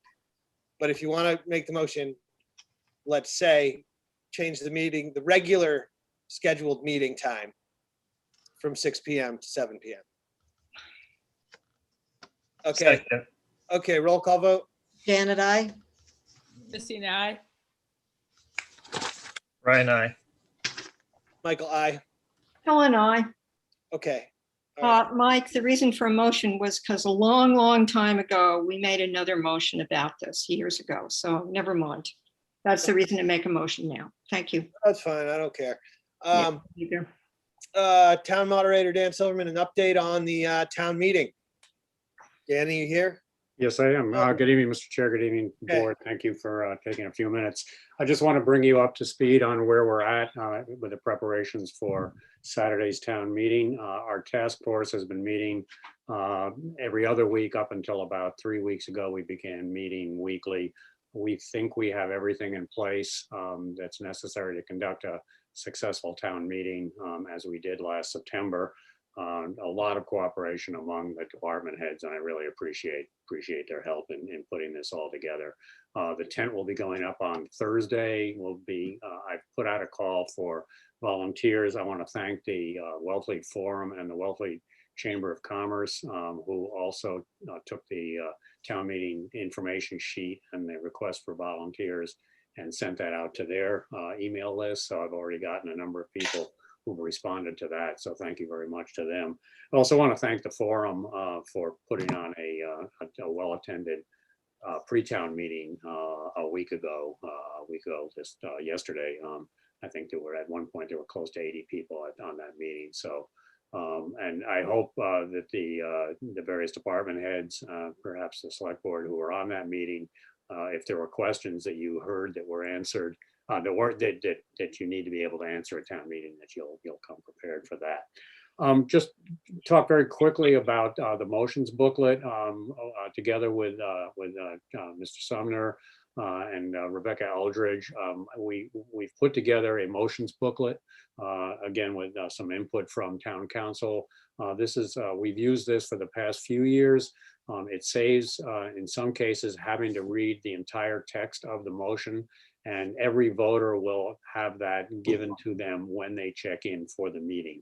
So they'll have the exact language of the motions that are going to be made. And as we did last year, I'll have a cheat sheet, if you will, prepared for the mover of the motion from the select board, so that in most cases, we will be able to avoid having to read the long verbiage, particularly with the borrowing articles. We did get approval last year from town council that this was an acceptable way of conducting those motions, that bond council is all right with that. So with the exception of some of the motions which may need to be modified based on the work that Mr. Sumner is doing, the last tweaks necessary to some of the financial articles. But in most cases, I'm hoping that the motions can be made I move that that article so-and-so be approved with the wording of the motion to be as printed in the motions booklet. I think that worked very well last year. The one thing I'm sorry, just to back up real quick, that motions booklet is already available on the town website.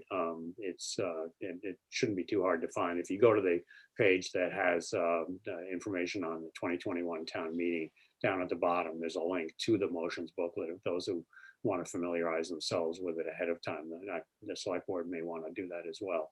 And in addition to the motions booklet, handed out along with that will be the sheets that anyone who wished submitted to Rebecca by the deadline. And these are various either committees or individuals who wish to provide some additional information about one or more of the articles. So because we're not being able to use a PowerPoint presentation, because we're outdoors, we're going to adopt this as we did last September. Anybody who wishes got 2 pages, I'm sorry, 1 page double-sided, and those will be included as well and passed out to the voters when they come in. In terms of making the motions, I'd like to request that we do follow the same practice that we did at September's town meeting, where the chair makes all of the main motions and the vice chair seconds them. And I'll make a statement at the beginning of the meeting to let the voters know that the fact that the chair made the motion does not necessarily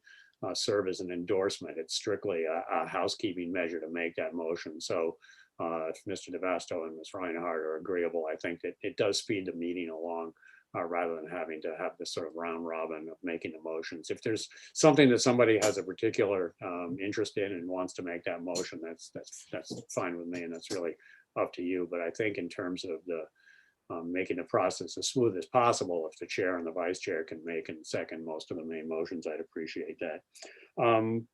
The only other thing I just kind of want to give you a heads up is that we are a little more restricted on the microphone. So I'm going to ask the select board to share 3 microphones. We don't have, Helen, I see that face. If you're really uncomfortable sharing a microphone, you do have the option of using the presenter's microphone and speaking from one of the presenter's microphones as well. But the issue is that our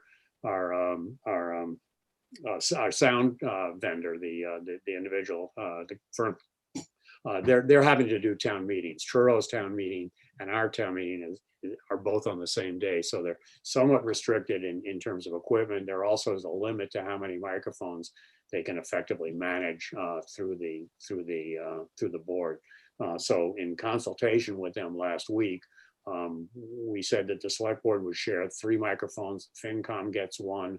The town administrator and town council share a mic. And then we'll have 4 stationary and 2 roving microphones for the voters to use. Again, if you're not comfortable sitting close enough to share a mic, my suggestion is that you use one of the other mics that'll be available. We do not have all the infrastructure that we had last year, so I didn't want to blindside anybody with that. So that's why I'm letting you know about this ahead of time. But I think the spacing that we have and the fact that we're outdoors should provide comfort to everyone there. That's all I've got. I'd be happy to answer any questions. It looks like the weather's going to cooperate, and I'm hoping we can get this done in one day. Although I think that's going to take a certain amount of discipline on everyone's part. Okay. Mike, I'll let you. Yeah, Ryan had his hand up first, so I'll go to Ryan first, and then Helen. Yeah. So, legislature has passed, the bill that allows greater flexibility. And I am wondering if we should reduce the quorum again to 100, or just leave it as it is with a normal size quorum and just count on the willingness. I've had that same thought. Were we to do that, or were the board of a mind to do that, it would require posting a notice again. And I don't know if Jennifer is on the call. I believe that it has to be at least 48 hours notice. The board would have to have another meeting. I would have to take that vote, and then the town clerk would have to notify the AG. Time is a little short to do that. I think if the board was of a mind to do that, we could. I'm a little concerned because I know it's a changeover day. It's a busy day. Businesses that have lost revenue need to be open. It's problematic. I'm hoping we can get our quorum of 182. We have a lot of new voters in town who I'm hoping are interested in town meeting in the process. I think the ADU bylaw will generate a lot of interest. So I don't know. I don't honestly know what to advise you to do on this. I'm of 2 minds, but I guess the direction that I'm leaning is that it would be pretty tight to try to change the quorum at this point. So I had a conversation with Charlie about this earlier, and my thought is that we need to have the flexibility because you have to maintain a quorum at all times. On a hot Saturday, we may dip below that number, and I would hate to see us have to walk out of town meeting because we didn't reduce the quorum because we didn't want to meet for 10 minutes to make that vote. So I think if we Mike, if I may, and this is sort of giving away a secret that moderators know, that a quorum is assumed unless someone questions it. So if we begin the meeting with the quorum, we can continue to conduct our business if we're down to 5 people, as long as nobody raises a question of whether or not you have a quorum. Well, you just let the secret out, Danny, and somebody's going to question it. Yeah, I know. It is, but a quorum is assumed unless it's questioned, and at that point, then you have to count. So if the board, I'm not opposed to the idea of lowering the quorum, but I would want to make sure we do it legally. And I'm sorry Jennifer isn't on the call, but I believe that it's maybe Charlie does know the answer to this, but I believe it has to be posted 48 hours. I believe the select board's meeting has to be posted 48 hours, which may be your normal posting requirement anyway. Yes, and you have to take a vote to do that. So given that you're meeting virtually, you don't all have to drive somewhere to do this. it's not a bad idea. And if were you to decide to do that, I would recommend going to a quorum of 100 again. Yeah. Is a board of mind, we could do this on Friday. We don't need a quorum of the select board in order to take the vote, and that would give us the flexibility of having the 100-person quorum. Obviously, there's no restriction on how many people can come. We want as many people to come as we can get in there. I mean, that's the goal of town meeting. So Ellen, go ahead. Yeah, I raised my hand originally about something else, but I'm going to address this. So Danny, it isn't just a matter of us. If we're posted first thing tomorrow morning, Wednesday morning, we could meet, 3 of us even could meet on Friday morning. But what did you say about then it needing to go to the AG? How does that work again? The town clerk just needs to notify the AG. I don't think it has to be done. I don't think the AG has to okay it. But Okay. So I'm all for that. I'm all for that. So if just 3 of us can show up, and if we ask our, I guess, town administrator to please first thing tomorrow morning have it posted, that would be great. But I raised my hand about something else, and I apologize for making a face. I never know who's looking at who. But the face was not about sitting close. I'm vaccinated. I think we're all vaccinated. It's that if you want to streamline town meeting and you have town council, town clerk, moderator, 5 of us, all strung out, sitting next to each other, and you only have 3 microphones. My feeling about this is, never mind Truro needing their microphones too. This is a professional business. They knew when we were going to be needing microphones, and I think they should supply them for everybody sitting at the table. I'm perfectly happy to share a microphone with John Giorgio. I did it last September. But to have only 3 for all of us sitting there, I think is a mistake. Helen, it's 4 for all of you. And if the town clerk, I'm sorry, if the town administrator and the town council doesn't frequently have to. No, but sometimes, wait, town council, town clerk, town administrator, and 5 of us? No, not the town clerk. Not the town clerk does not need a microphone. It's 5 select board and the town administrator basically are sharing 4 microphones. And town council. Okay, I think they should get us another mic. I mean, really. Thank you. They were prepared to supply us more, but we changed the date of town meeting. Thanks, Mia. It's more than just the number of mics. They have X number of inputs in the board. It becomes very difficult to manage, control the feedback. I don't think we're going to have a problem. You have 1 fewer mic than you have people, really. We could always talk less. I was not going to say that. But. Yes, we could always talk less, Mike. And again, you have the opportunity, if you really feel the need, you could sit with the rest of the voters and speak from their regular microphones. But I don't think sharing 4 microphones across 6 people is going to be that much of a problem. No, we can't all talk at once anyway. Exactly. Okay. So do we have any more questions for Danny? I have one. Just I could ask Mr. Summer, Charlie, if you could please double check that I've got that right about the quorum, lowering the quorum requirement, and make sure that there's nothing else that the board needs to do or that the town clerk needs to do. That's my recollection from last year, but I'm not as young as I was. My memory isn't that good. So yeah, that's my first order of business tomorrow. Yeah. Okay, and let's just post it in the morning. What we can figure out what time on Friday. I don't know, like 11 a.m. or something like that. Is that going to work for the board? Friday 11. Is this a Zoom meeting just to say yes or no about the quorum? Yeah. Item. Yeah. Let's do it early in the morning and get it over with. I guess you guys should check on your tides. Yeah, I gotta check the tide to do 10 that. o'clock would work for me if you need me at all. Thank you. Okay. I think I'm flexible, so. Friday, Yeah, 10 should work. I'll be on the tide till about 8:30 a.m. All right, well, let's say 10 then on Friday. Okay, that's fine. That'll give Jennifer some time to notify the AG.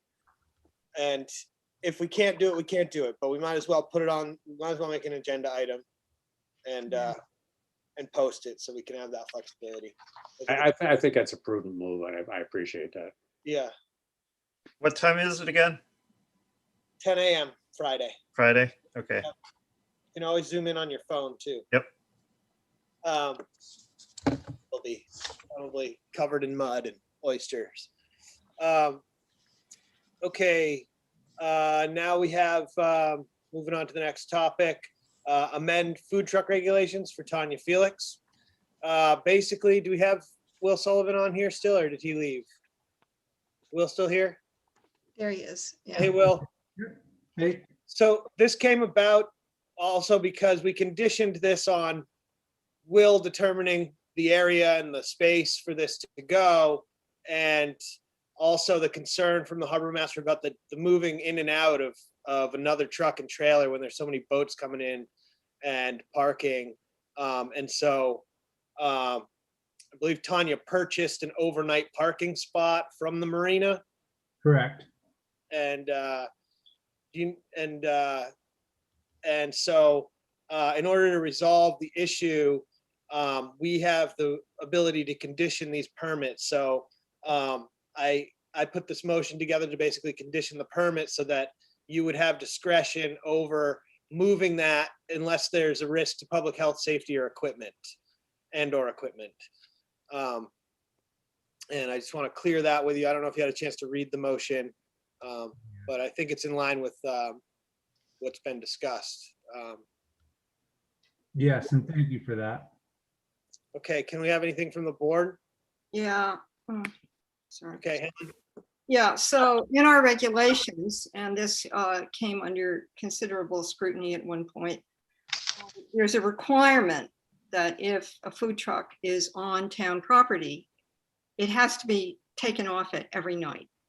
So we have to, I just was trying to paw through the regs, the food truck regulations to find out which section that is. That is what we're amending. We're allowed to amend it. By the way, so is the town administrator, could have done it.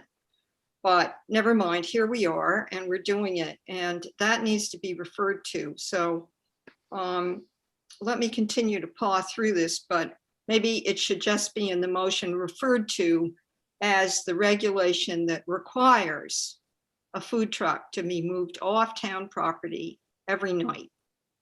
In other words, it's good that the harbor master is saying this is okay and sort of conditioning it.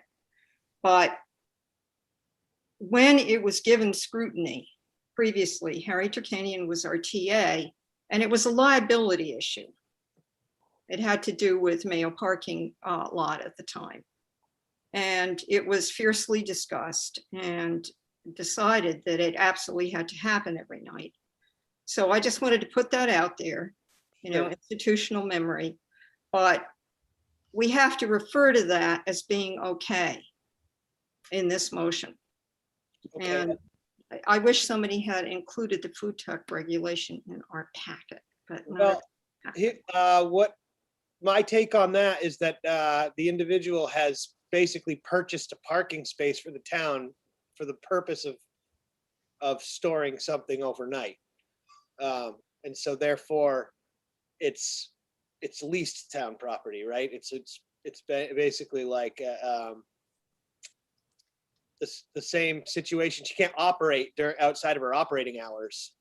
So if you want to refer to the section in the food truck amendment, the regulations, that's fine, but we're allowed to, these are select board regulations, and we're granted the authority to condition those. And actually, we are the only ones who can condition it. It doesn't say the town administrator can. It does, actually. I just read it. And I found the section, guys. Okay. All right, make the motion, Helen. That's fine. Okay, I'll do my best. Wanting the food truck very much there. Ms. Felix, don't think I'm against your food truck, please. I move to amend the food truck permit for Tanya Felix with the following conditions. The food truck must remain in the dedicated overnight parking space purchased from the marina. It may only be moved at the discretion of the harbor master or in the event that there is a risk to public health, safety, and/or equipment. Further, I move that in the same motion. Okay. Further,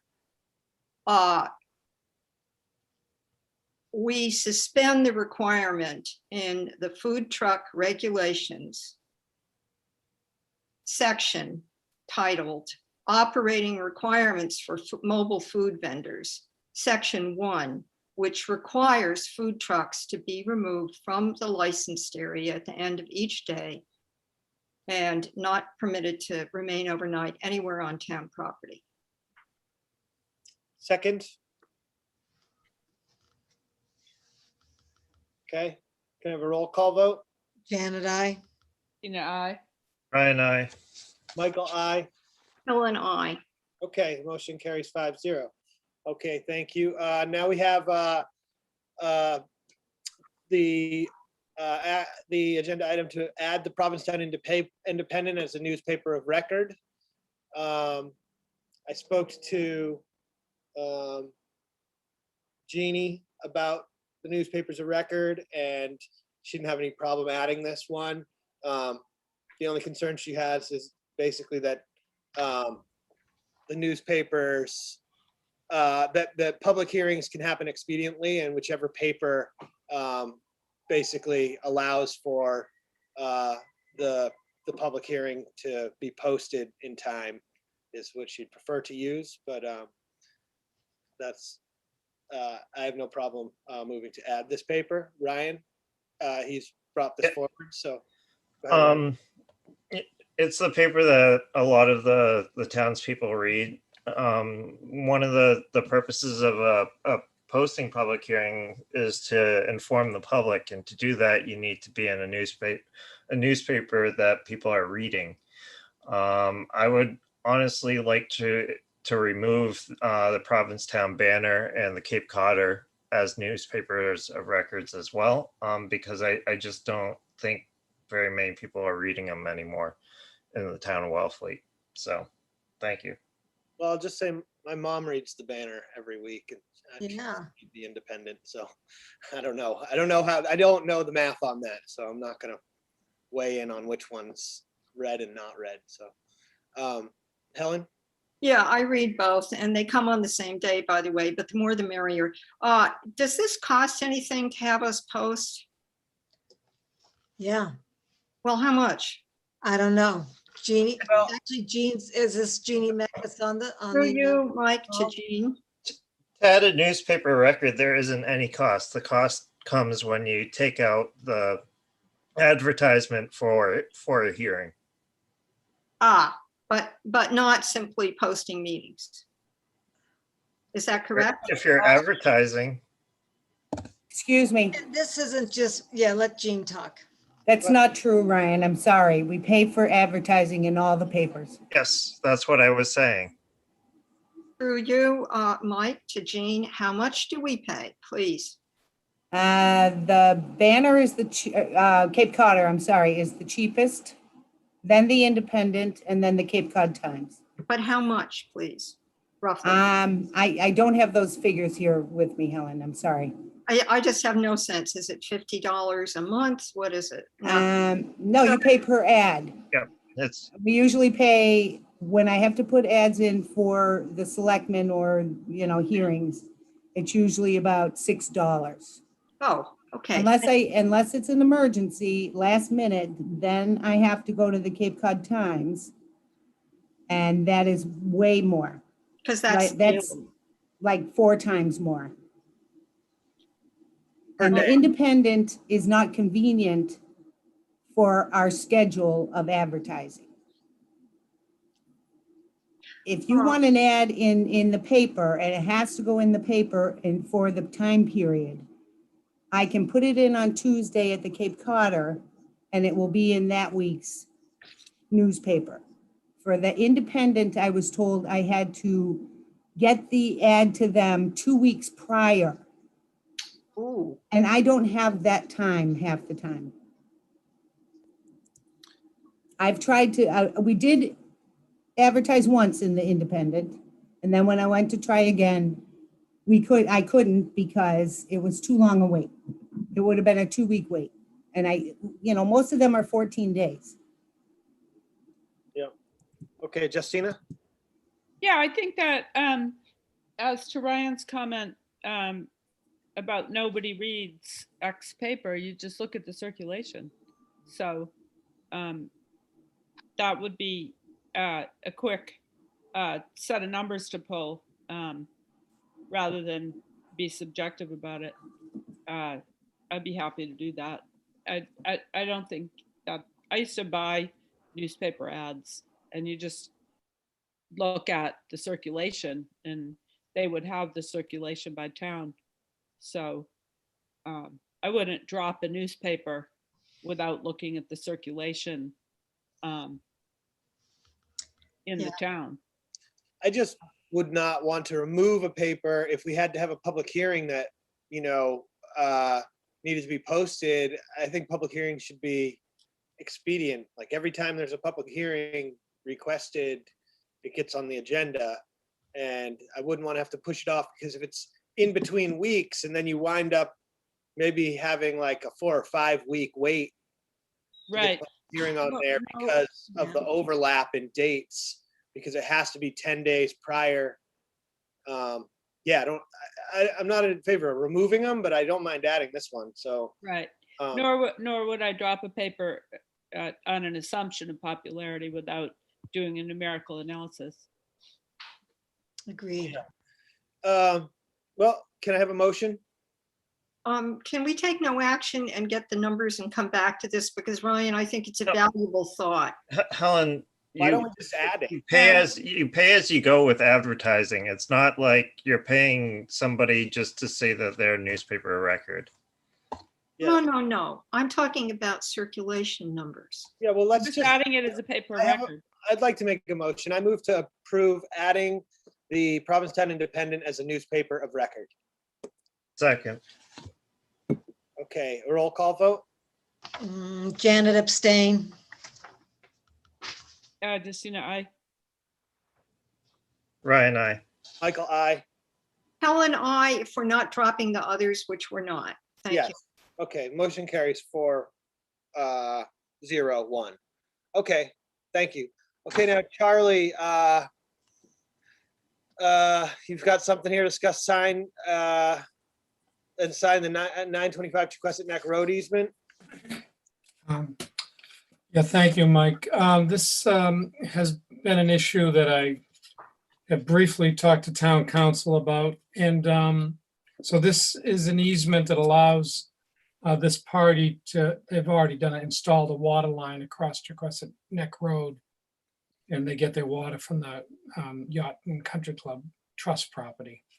Anyway, in the easement document to date, there's a requirement that they get an insurance company. So these private parties have a water line under town property crossing the road. And so there's a requirement that they get an insurance policy, and they've sort of requested that we waive that provision to have the insurance coverage. So really, I felt it was something that I had to bring before the select board for consideration. And I know Ryan Curley had asked, I'm sorry, Ryan, I've been so busy with the budget, I'm way behind in my emails, but about the lack of the Exhibit A, which is the plan, and it really is a plan of the road showing the water main location. So I will get a copy of that. I just didn't have time to get it this week. So it's really a question of, do we want them to have an insurance policy available, hold a policy for the fact that their pipe is under our road? I mean, if someone were to drive down the road and the trench collapsed and there was some issue, the insurance coverage would provide liability coverage to the town. I mean, the risk is very low, I suspect. They've asked that we eliminate that provision for the insurance coverage. So I would just say we'd be crazy to eliminate insurance coverage from any contract, especially if the lawyer is suggesting it.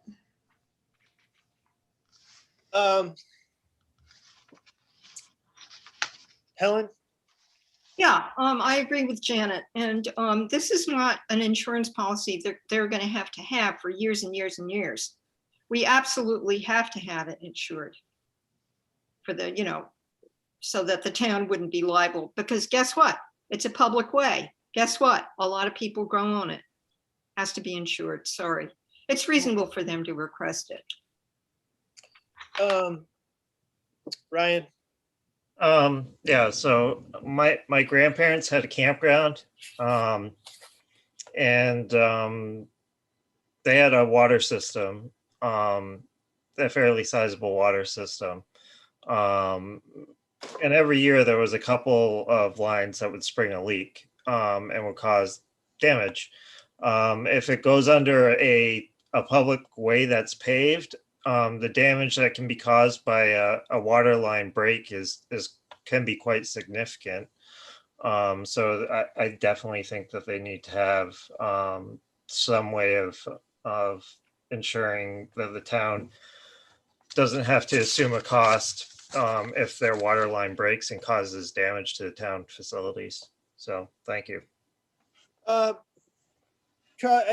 see. I remember these emails going back and forth, and I sort of glanced through them. Was there a contention that the grantees couldn't obtain insurance? Is that what they were stating?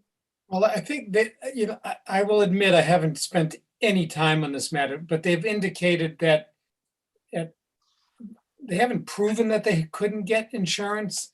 I think they're suggesting that it's going to be difficult to get insurance. Well, difficult and impossible are two different things.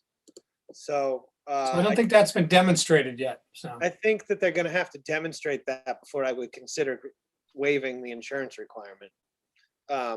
And that I would have to know, whether there's another way that they would be on the hook for remediation should there be damage to town property. So yeah, I'm not inclined to waive that without a real demonstration and a proof that there's a means to compensate the town for any damages. Helen? Yeah, okay. So what Ryan said brought some things home to me. I assumed this was just going to be insurance during the time when the road was going to be hacked into and the water main was going to be run under it.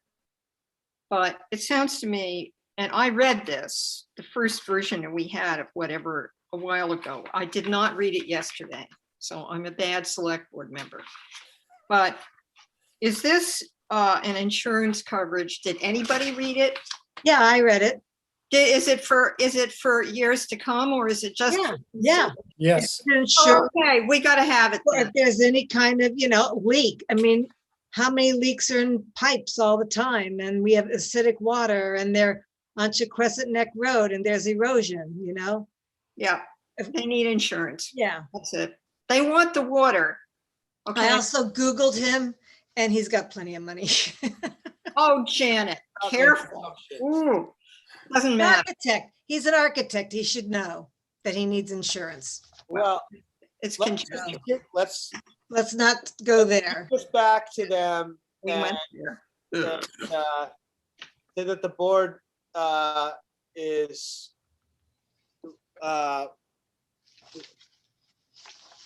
that the board is not willing to waive the insurance requirements. Yeah. You want a motion? Yeah, I guess we would need a motion on that, or we can just. Well, wait, the motion. Ask Charlie to communicate with town council on it or something. Yeah, because our motion is to approve this easement as presented by the town administrator. But this easement, as presented by the town administrator, doesn't have insurance coverage for that. Is that correct? It does. Well, I'm looking at it. It's section 10, insurance coverages. But does this section include the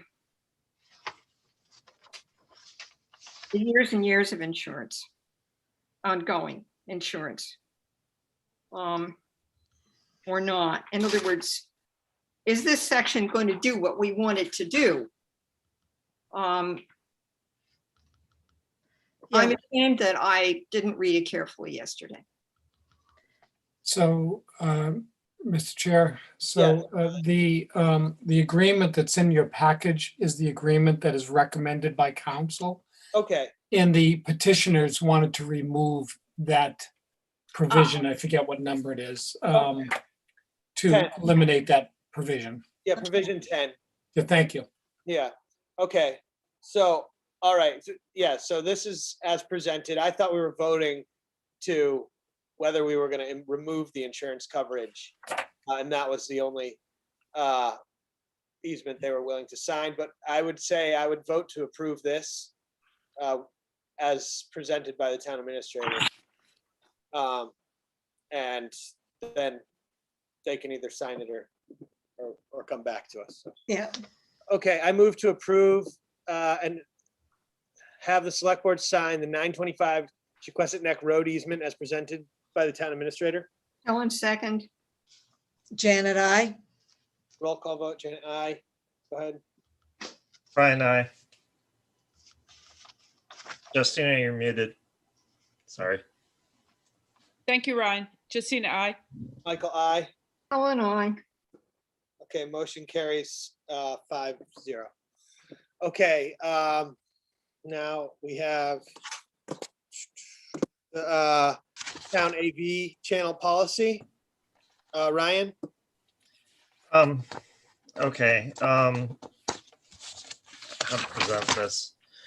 So this is a modification of one that was presented by me, was it 2 years ago at this point? Yeah. It was Yeah. late 2019. Late 2019. So this is a modification of that. It updates it so that there is, because, you know, we have the town media, YouTube, kind of needs to be included.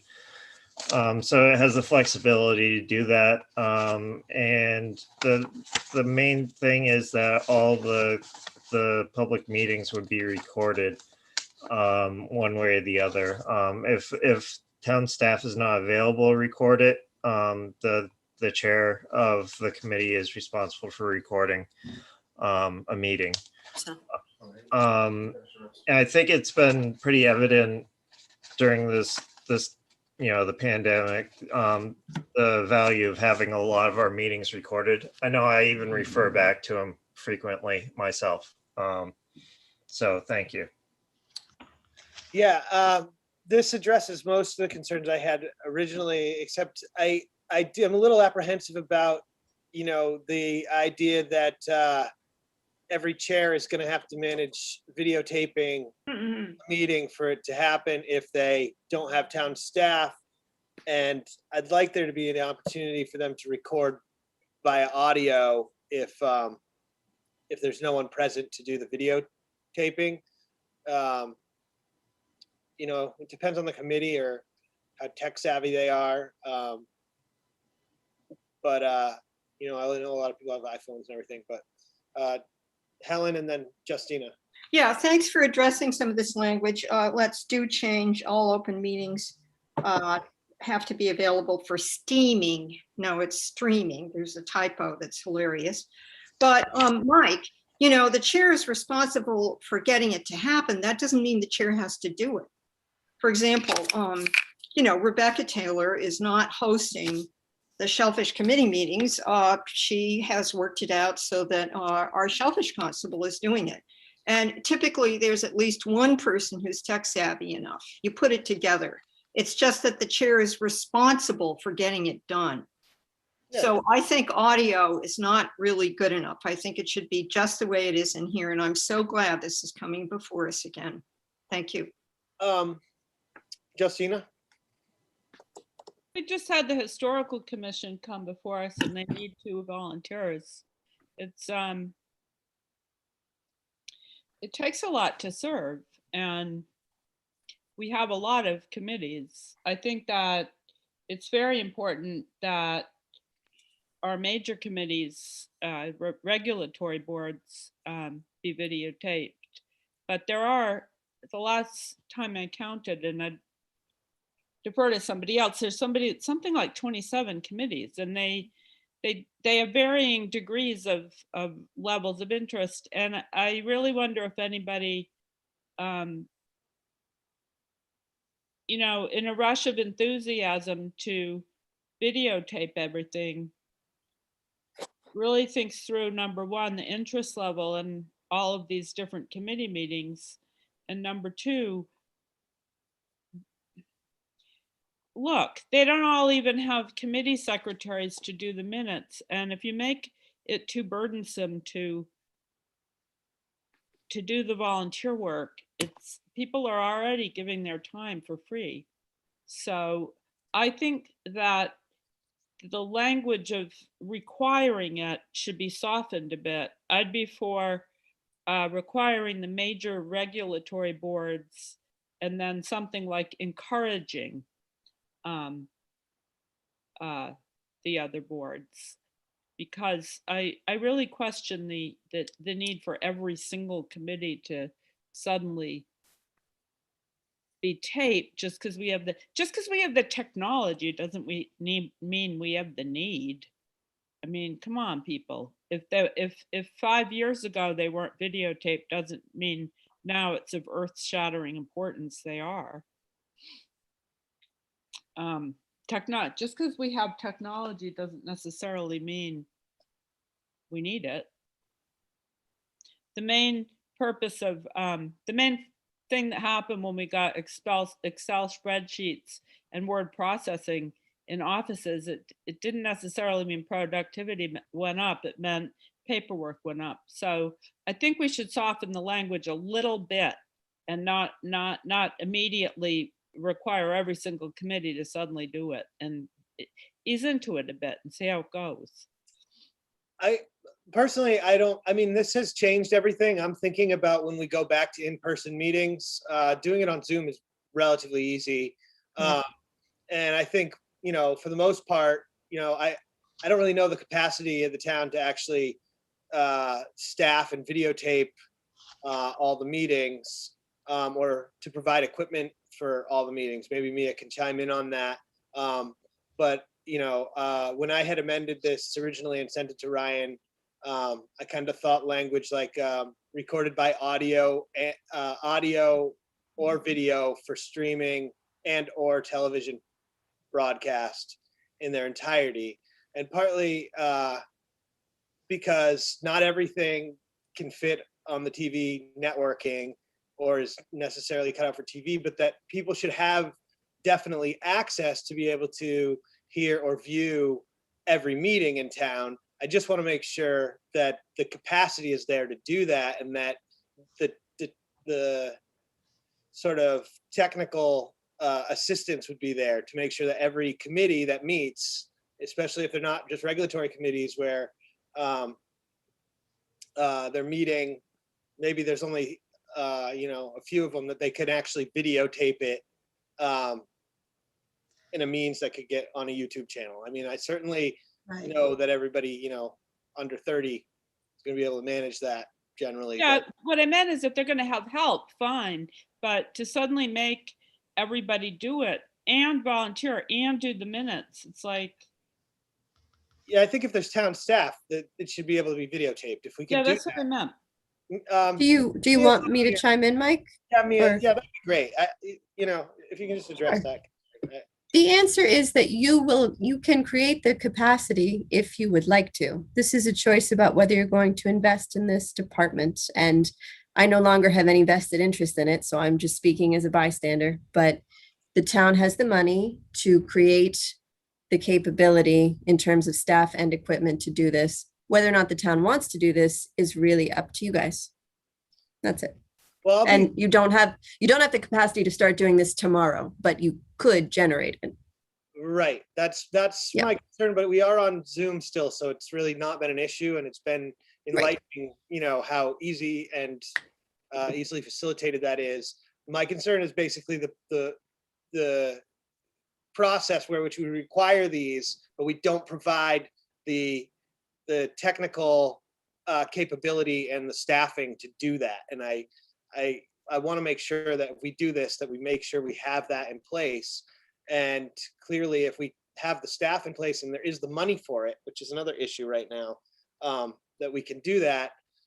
Barring that, I think we should, require it for every every committee, if there's town staff, and people would have the option of either audio or video recording for it to be posted through the website. Can I make a suggestion? Oh, Yeah, Mike, can I? That would be great. I just to something that Mia said. Mia, if we have the money for it, but we invest in videotaping every single committee meeting, there's an opportunity cost of other cultural program we never get to do because money's not infinite. So I just want to pop up and say that because I think our budget has to be considered in terms of other things we'd then not have the money for. We don't really do any other cultural programming in town. That's mostly done by Lower Cape TV. So the towns usually but we concentrate could. on the I think government we could. programs. We could. But my point was, so Mr. Sumner and I talked about this pretty recently about verifying the amount of money that's earmarked for the AV department, which I know is considerable, but I don't know the exact sum. It's the amount we get from Comcast every year, which is, again, you have a good fund. But I would suggest that you kind of take this offline and you decide as a board what you want to do with that money, how you want to direct it, and how you want to create the department. And then if you know you have the people you want, come back and make it a policy. That would be my suggestion. Because you're doing it from the other end right now. Yeah, I agree Can I with say you. something, I please, think we Mom? could require people to video or audio record because I think it's important that the audio recordings are there, but not necessarily that everything that gets recorded will make it into television broadcasts. Some of it may just be posted on the YouTube. Yeah. It's really not about the television broadcast. It's about the video archive because very few people, as far as I know, access it via TV because the schedule is irregular, but the video archive is very widely accessed. Yeah. So, okay, hold on. I'm gonna let Ryan chime in because he changed this. Ryan, I do wish that you had kind of highlighted what was changed and what was left in there, but go ahead. Yeah, so one of the things is that we've been recording all the meetings for a year and a half. Mhm. At this point, everybody should be used to it. It actually makes it easier for a volunteer to get their minutes correct if they have something that they can refer back to. In terms of capacity, I'm not sure exactly how that will work. We're following our policy on policy, which is basically to refer the policy that I drafted or changed. I don't know. I didn't draft it. I would say amended to the town staff and the public bodies, basically for comment and or changes. So I think we can do that. I think that the benefit of full AV recordings is that everything can be then posted onto the town YouTube channel, as opposed to, you could post I guess you could post a recording, just an audio recording as well. So it would be possible for that. But the ability of the public to have that degree of access is beneficial, I would just say. So Yeah. thank you. And when I had talked to Mia before, we talked about the potential for putting audio through SoundCloud and video through at that time it was Earthlink or something like that. I'm not sure. It was Earth Channel and I switched to YouTube because they provide free closed captioning, which Right. Earth Channel was Oh, going to that's be right. prohibitively expensive to I do. remember So, that. but we Okay. could put audio recordings on YouTube for the record. That would be Yes. very easy too. Yeah. Yeah. I just want to make sure we have the capacity to do this for all the committees and not requiring a policy that they can't sort of meet the metric of, like, you know, are they going to set up a video phone recording like on a book or something that keeps falling over or whatever. So, Well, I mean, the town has basically meeting spaces where these meetings are happening. They're all always the same. Yeah. Each one of those, yeah. each one of those could be easily outfitted or have a dedicated, you know, recorder or video camera there that's Sure. set up. Yep. So If that's the case, then I'm fine with voting for this policy as is. But well, let's go through the motion of putting through the policy to the town administrator and the appropriate comment to follow our policy on policies, and you know, it'll get back to us. Janet. Well, I kind of wanted to ask Mia, I know you are moving on to Orleans. Is there somebody to take your place that could follow through with this? Currently, not of which I'm aware. No. Yeah, so right there's no rush. And maybe before you go, how long are you going to be with Wellfleet? I gave my notice a week ago. I have 2 more weeks with Welp. So I'm June 6th is my last day, I think. Okay. July, excuse me, July. So just to know, especially with video cameras, the select board meetings and a lot of meetings at the Council on Aging and some maybe at the library and some in the basement of Town Hall, but all of those places would need, a kind of a permanent setup in a way. So maybe you could make some suggestions as to what you think would be feasible and what we would need. Sure. Do you like right now, or do you want me to send you a note? No, yeah, sure, I can send you a note. Yeah, the way we actually are following the policy on policies here, this actually gets kicked to the town administrator and then gets, commented on and then sent back to us, and changes are made at that point, and then we get it back. So yeah, I'm just saying with Mia leaving and there's no one to take her place, she could get us started on what we might need. Yeah, well, and right now we still have the opportunity to meet on Zoom, and I think that's going to continue for a little bit. And Charlie has his hand up, so I'd like to hear from him. And Okay. yeah. Oh, thanks, Mike. Yeah, well, I must say, when I called Mia to set up a meeting to meet with her, and then she quit, so. It wasn't you, Charlie. I promise. You're great. Wasn't me. She hurt my feelings, but it was great to meet and talk with her. She obviously has been a terrific asset for the town, and I'm going to miss not being able to work with her. But anyway, we did meet, and the reason we met was, I haven't left town hall yet, so I haven't even seen your meeting rooms, but Mia knows them. And that's what I was sort of going to start the conversation about was, what do we need to do to make these meeting rooms more functional in terms of hybrid meetings and things of that nature? So that's one of the early conversations that we had. And then, but I think, it doesn't hurt to send this out to people to get comment.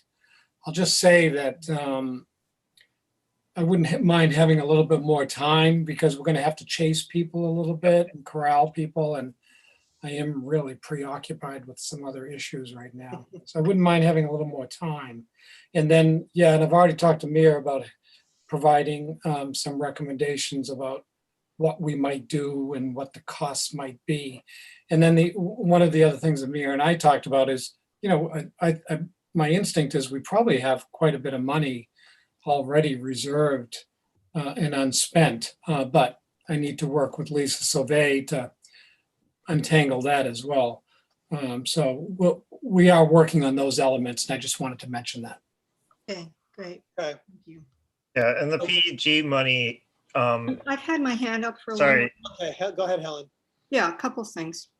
Nobody's mentioned really, for me, the most important thing about having video, audio recordings of meetings, which is accountability goes way up. And as someone who's had to take minutes in meetings over the years and also check them, it's much harder to take a good set of minutes that really conveys what's going on, no matter how conscientious you are, so that a new member or somebody who's missed a meeting or somebody that wants to go back and see what happened in 1980, which we can't do except a printed piece of paper. It's, you know, in a cardboard box somewhere. You have no idea how much easier this is if you haven't had to check minutes or remember what you did. This is a gift, this policy, to groups that are trying to get a sense of their own even recent history. And you get way more by looking at a recording. The thing about only having audio can be a problem unless the voices identify themselves when they speak. And a lot of chairs don't organize people to do that.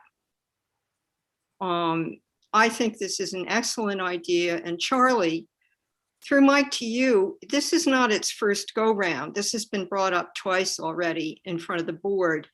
And we're now all excellent, you know, really well trained from this year on Zoom. And there's a lot more tech savvy out there than there was. And I'm going to say it again.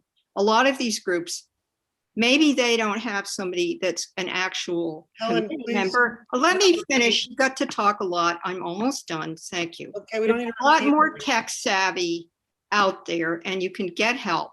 You can say to your kid, I need you for the evening. There's a lot of ways to get these meetings covered and we don't even always need staff. Ellen, we heard you the first time. I said a number of new things, Mike. Please Okay. don't be rude to me. Thank you. Well, Thank can we make a motion, please? just, can I, Yeah, go ahead. one quick thing? So Charlie, can you, or Mia, can you talk to the board about how the town can spend the PEG money? Do you want, Charlie, do you have anything to say or do you want me to say something? No, please go right ahead, Mia. You're much better informed than I am, so. Well, I'd never seen the official language, but as I'm aware, it just has to be used for PEG programming. That's as broad and as narrow as the definition gets. So that's public educational and government programming to be viewed on Channel 18 and or the town's website archive. So that includes staff, equipment, operations, fees. Theoretically, it includes updates to the meeting space. If it's under that umbrella, it can be spent. And those monies have to be expended on for that specific purpose, correct? They can't, well, you can hang on to them, but they can't be used for anything else. Yeah. So And that total, I don't have the Comcast contract in front of me, but it's over 100,000 per year. we receive upwards of 100,000 a year, and the reserve fund was never really tapped into until I started working for the department about 3 years ago. And because of the software, no one has successfully untangled for me the exact numbers, but I know it's a significant amount. Okay. So basically the town does have funding that's available for this use. But I'm ready to make a motion. Okay, can we give Charlie a little bit more time? Yes, in the yes. So motion? Charlie, what August, works for you? does August 30th work? Yeah, thank you. That's Yeah. great. So I move to refer the Wellfleet Town Media AV channels policy as drafted to the town administrator to refer to department heads, public bodies of the town council for comment and review as required under the policy on policies to be returned to the select board no later than August 30th, 2021. Second. Okay, roll Janet, call aye. vote. Janet, I. Justina, I. Ryan, I. Michael, aye. Sorry. Helen, I. All right. Motion carries 5-0. Okay, thank you. Thanks for Ryan for going over that and that. Yep, and when it comes back, we'll see if there's changes that need to be made. Sure. Congratulations, Mia, and good luck. Yeah, thank Yeah, you. we're gonna miss you. Thanks. Yeah. Oh, Mia, thank you. But do you still live in Wellfleet? Of course, yes. And I'm still going to serve on the Housing Authority. So I will So miss we're you still all working very for much. you. Thank you. Appreciate it. Yeah. I'll be here. What's gonna take to steal you from Orleans? Yeah. We can talk about that offline for sure. Okay, all right. We'll see. We'll see. Okay. So next up, I have to recuse myself, I think, here on this one. No, it's No, not there yet. nope. This is Yeah, Charlie. you're right. Okay. Town meeting warrant articles. Charlie, have a go at this one. How much time do I have? All night. 10 minutes. All right, this is gonna be a little chaotic, but I'm gonna just sort of work my way through this. So you all know we've been struggling with a number of issues relative to preparing for the upcoming town meeting and Saturday. So the first thing that we spent a fair amount of time on is taking a look at the budget, the spending plan. Did it reflect everything that we needed? Did it include everything we needed? And so I'm going to, and then let me just do a summary first. Anyway, so we've done that, and you can see in the motion for Article number 1, we're making a few changes, a few additions to the budget. Secondly, we spent another chunk of time looking at the current fiscal 21 departmental operating budgets, i.e., do we have problems? Do we have deficiencies that we need to solve? And, with the accounting system in the state that it is today, these have not been easy processes. But anyway, under Article 2, we think we've come to a pretty good place about what we need to do to deal with deficiencies for the current fiscal year. And then the other issue that we've been spending a lot of time on is Article number 3, the capital and the debt service budget. And we really wanted to take a look at that to make sure that it reflected all of the debt that the town has out there. And you'll see when I talk about these articles individually that there was some shortcomings in the debt budget that we presented to voters in the warrant book. And we're going to need to make some changes in the motion. So anyway, so those are the things that we did and allowed us to then work on the proposed motions that we finished last Thursday. And this has all been a relatively frantic pace. Because I've been retired for a while, I've lost my mojo in some of the stuff. So it's like learning to ride a bike, I guess, again. But anyway, so what I've been working on as of, now that the motions are sort of in close to good form, then I've been worried about revenues. Do we have revenues to support this spending plan? And it's something that I've only been able to start working on as of, sort of last Friday, but in earnest Monday and Tuesday of today. And so we've really taken a look at the revenue side. And this is really not that accurate and a little bit demanding because we know we have some problems with the way we've been doing journal entries and the accounting, not only for expenditures, but fund balances. But we've done, Lisa and I and Mary have sort of done the best we can under the circumstances.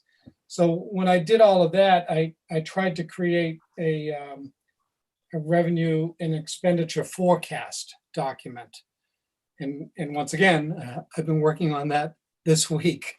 because I really wanted to plug all of the expenditures as I knew them and all of the revenues as I think I know them into some format that I can sort of analyze. So when I went through that exercise and I reviewed it with Lisa Sauvé today, I'm feeling that we have some revenue problems.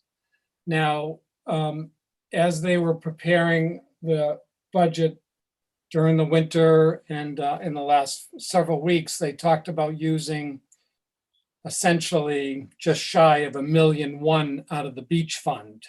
And you've traditionally used about $1 million out of the beach fund each year to subsidize the operating budget.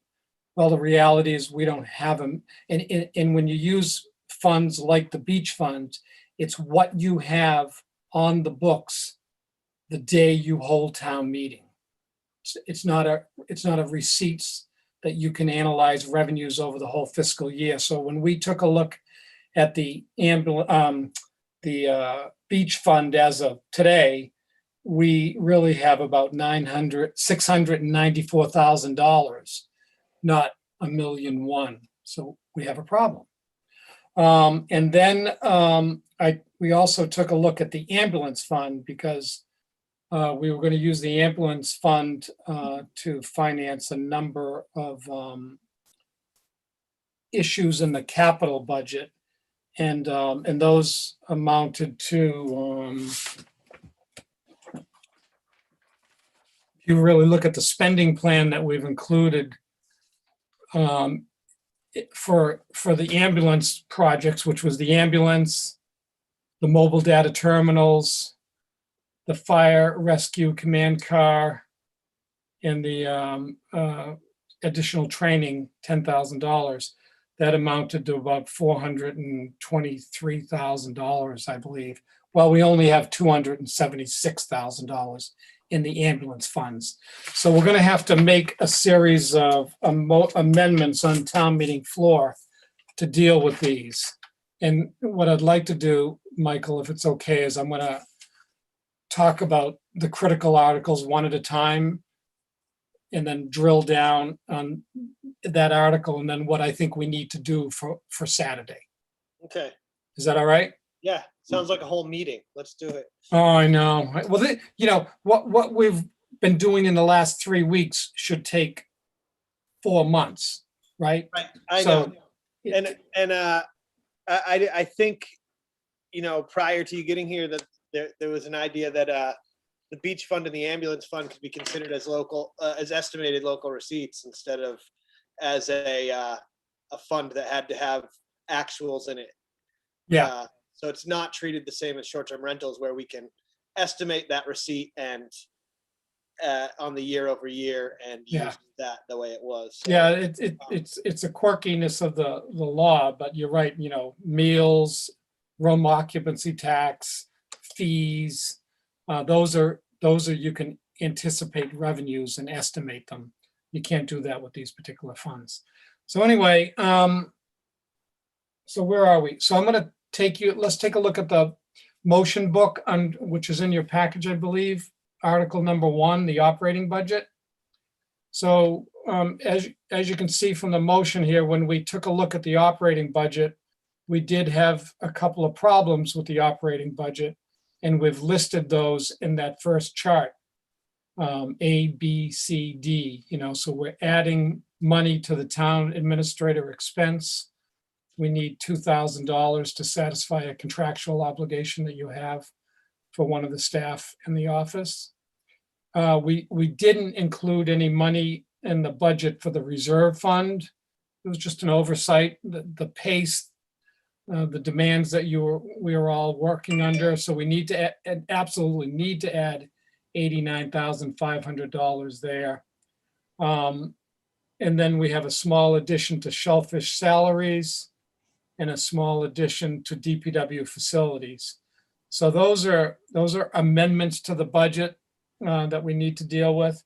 And then if you go down to that second chart and say, how do we fund the operating budget?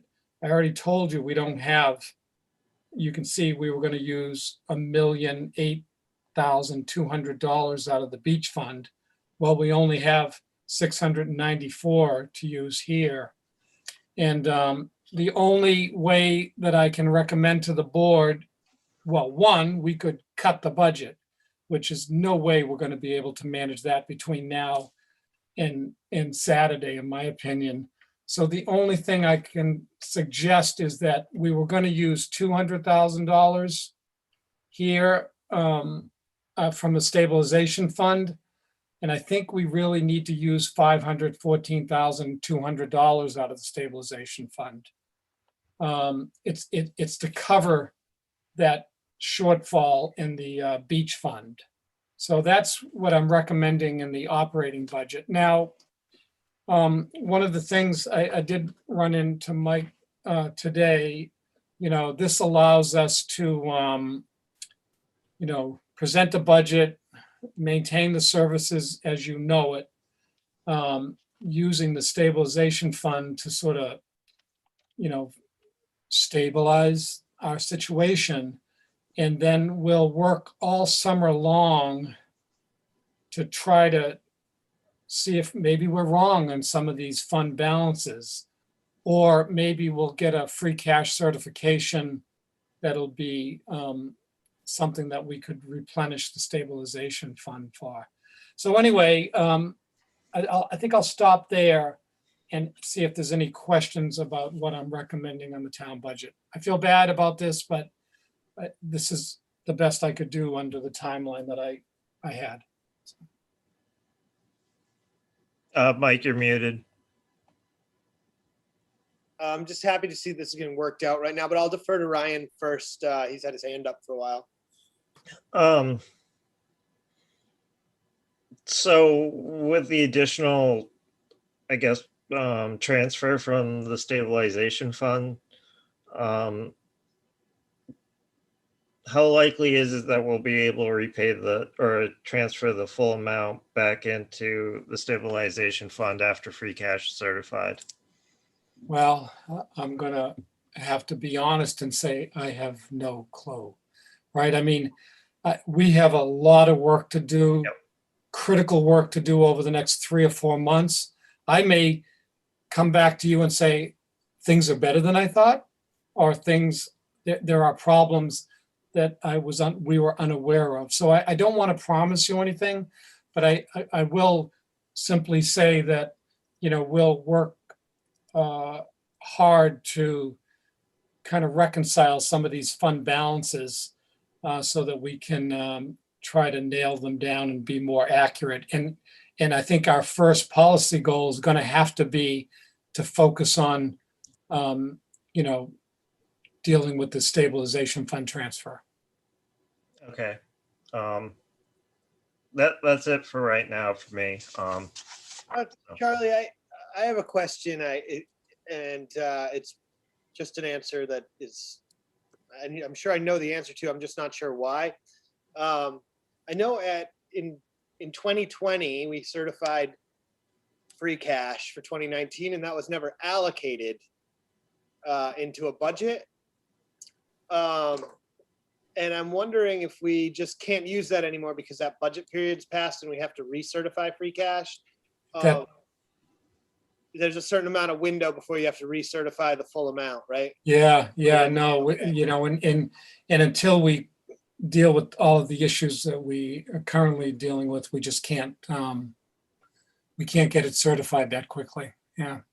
Right. So you can't just go back and use the 2019, which was certified in 2020 and never allocated. I will double check with Lisa on that, but I don't believe so. It's a good question. Thank you. Okay.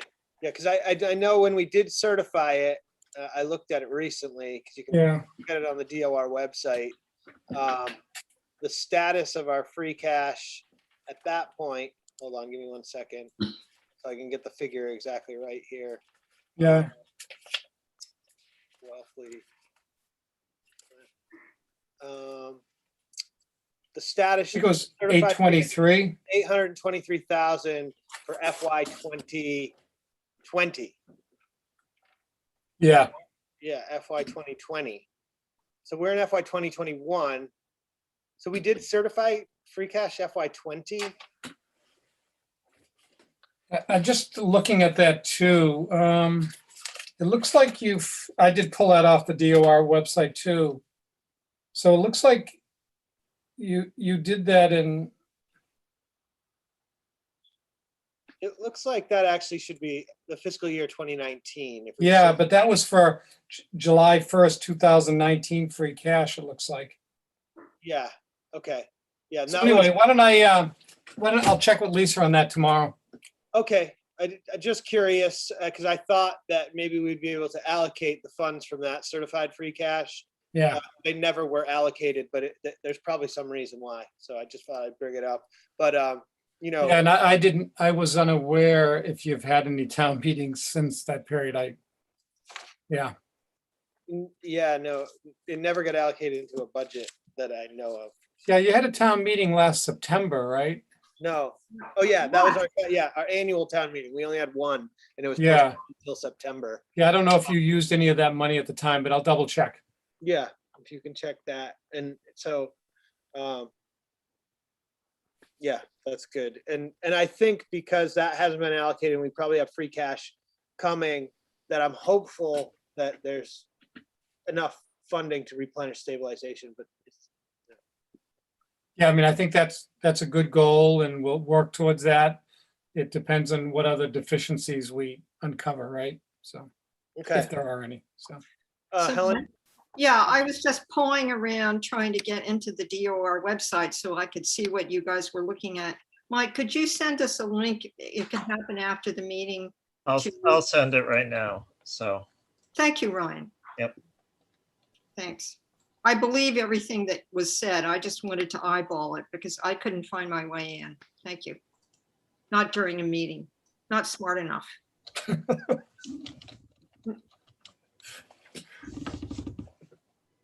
So anyway, I think that's the best I can suggest right now. Now, we'll work between now and the end of Friday to see if there's some other options, so. But I'm not optimistic. Only have a few days left, so. Yeah. Well, yeah, no, Yeah. I don't expect to certify free cash by then, but, anything else for Charlie on this? Well, I'm Article 2, Article 3, anything more? Yeah, I was gonna do them one at a time. Yeah, Okay, so thank you. on that one, I mean, I'm in favor of doing what you recommended, and I really don't think there's any other choice, so it's not really a question. So I appreciate it, the hard work that's going into getting everything right and going through the motions. We all understand. I can only speak for myself and understanding that this is gonna take some time. And I will say too, I've been receiving some emails from citizens about, appropriate emails about what's the percentage increase in the town budget? What's the tax rate impact going to be? And I needed to do this forecast document to start to build this. And so, my goal is I'll have that for town meeting floor. Wow. It's going to consume the rest of my week to get these things calculated and test them and review them with Lisa Sauvé and Mary. So, okay. Thank you, Charlie. Yeah. Yes, thank you, Charlie. And thank you, or thank Lisa and Mary. Yeah, they know you're appreciative, but I will definitely give them that message. Do you think, does the board have to revote this budget? I don't know how you manage those things. That was a question I had for you all. I think if we're not cutting the budget and we're amending it on the floor, right, we're asking the town meeting voters to amend it, really. Yeah. So I guess we could recommend the amendment beforehand, so we could take the vote to recommend it, and that would probably be appropriate. I don't think we place it because it's an amendment on town meeting floor, so we're done. Warrant's closed. So we can have a motion to recommend the town administrator's proposal on Article 1 of the FY '22 operating budget. Helen, second. Okay, roll call vote. Janet, I. Tina, I. Brian, I. Aye. Helen, I. Okay, motion carries 5-0. Okay, thanks, Charlie. Okay, Okay, next- so, so now I'm gonna, it's okay to keep moving, Mike? Yes. Yes. Okay, please. so I'm gonna jump into Article number 2, which is the fiscal year 2021 budget transfers. And you hadn't seen these because we only finished them last week. And so I think there's 16 budget transfers. And they total $292,642 to cover shortfalls in various town departmental budgets. Now you can see we were, when we were working on it last week, we were going to use beach funds for 45 grand. Now that's a problem. I've already talked to you about that. So I'm going to have to find another source for that and amend that and have an amended motion on town meeting floor. And then I've overutilized snow and ice, that MNO. I don't have that much money in snow and ice. I thought I did. I don't.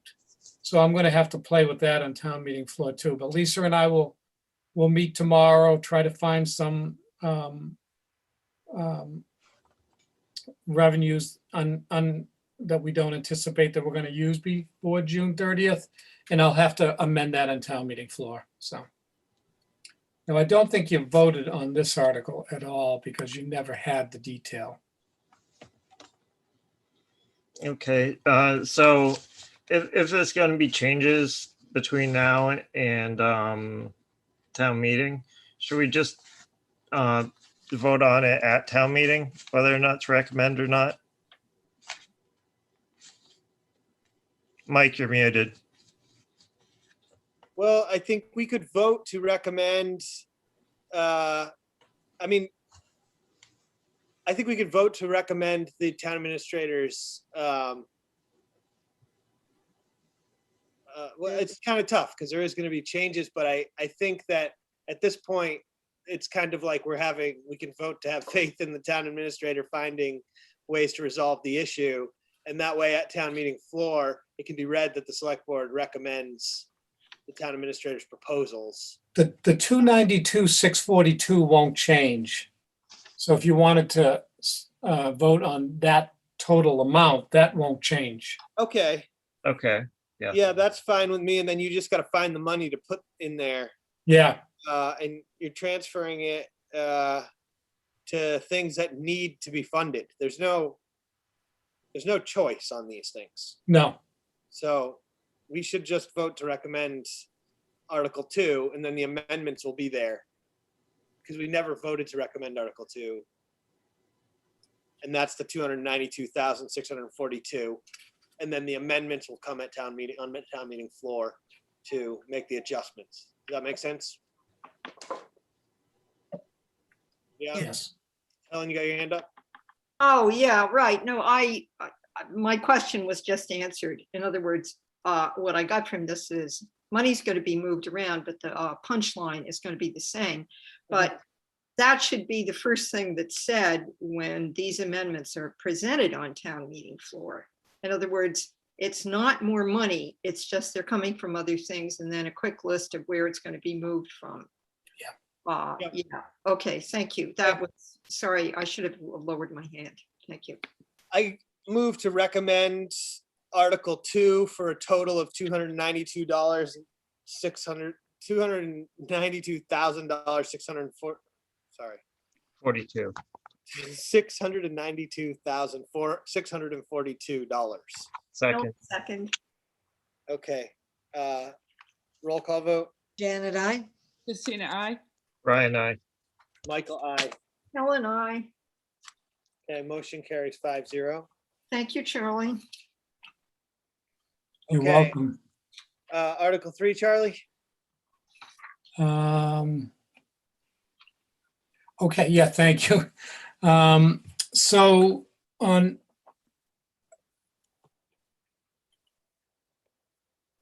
Okay, Article number 3 is the fiscal 2022 capital and debt service budget.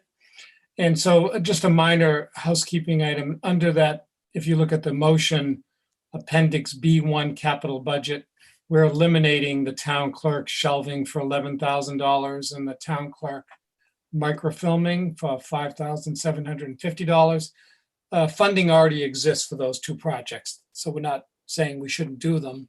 You've already appropriated money for those projects, so we're deleting them. And then under item B in that motion, Appendix B2 debt service, you can see that the total debt service budget is going to be amended from, I'm going to round here, $2,316,000 to $2,733,000. And it was simply just a calculation error on the Excel spreadsheet on the totals. So the 2,733,288 is the principal and interest on your debt service that is due in fiscal 22. It doesn't include the marina and the water debt that's in their own enterprise fund budgets. So anyway, that's happened. And then also, I'm going to have to amend this further. I mentioned to you about the problem with the ambulance fund. So we don't have $423,000 available. I talked to Chief Polly today about this. And what we decided to do, to recommend, is that we'll pull the ambulance replacement off the warrant. That's $340,000. And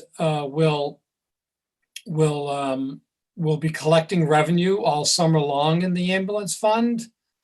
And then we've already talked about what I think will be the need for a fall town meeting. We'll go to the fall town meeting and request the money for the ambulance at that time. So it will reduce the transfer from the ambulance fund from $423,000 to, I think, $83,000. So that's the other amendment that I'll have to make. I'm checking my, I get too many spreadsheets and too many.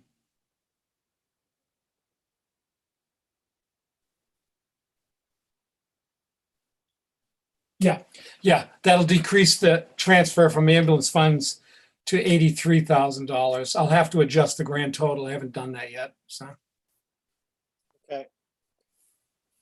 Okay, so that makes sense. And that's probably one of the few things that we could actually move off to the fall town meeting.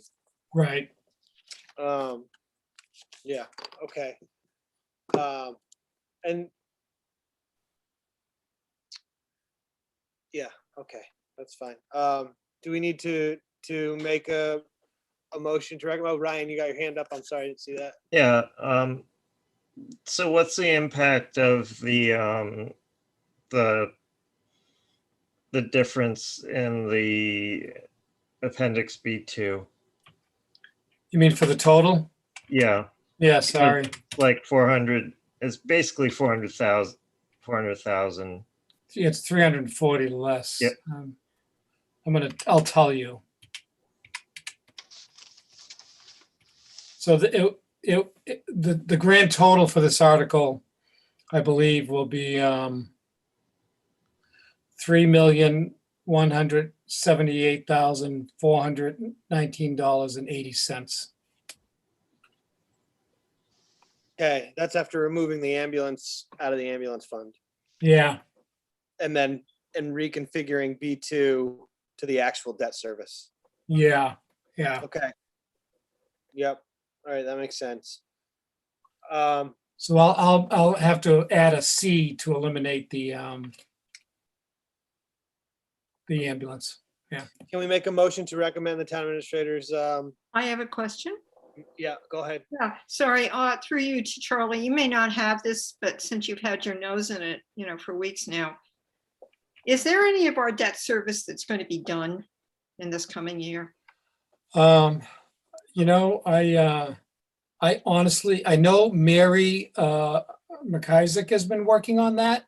Yeah. And all I've cared about is the total, you know, and she's been working on all the detail with our town treasurer. So once we get through town meeting, you know, I think I'd like to have, you know, Mary and Lisa and me, but I'll just be listening to them, sort of talk about what they're up to with the select board anyway. I think that might be a good idea.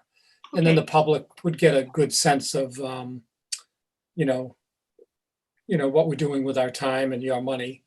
And I think that would be a nice thing to talk about is what's going on with debt service. Yeah, thank you. I can go through the whole thing and look at it, but there's no reason for you to know it right now. Thank you. Yeah, Mary has a nice spreadsheet that she's working on that it'll show it over multiple years. So it'll be a nicer way to look at it. So we'll share that with the public and with the board. Okay. Ryan, you got your hand up again?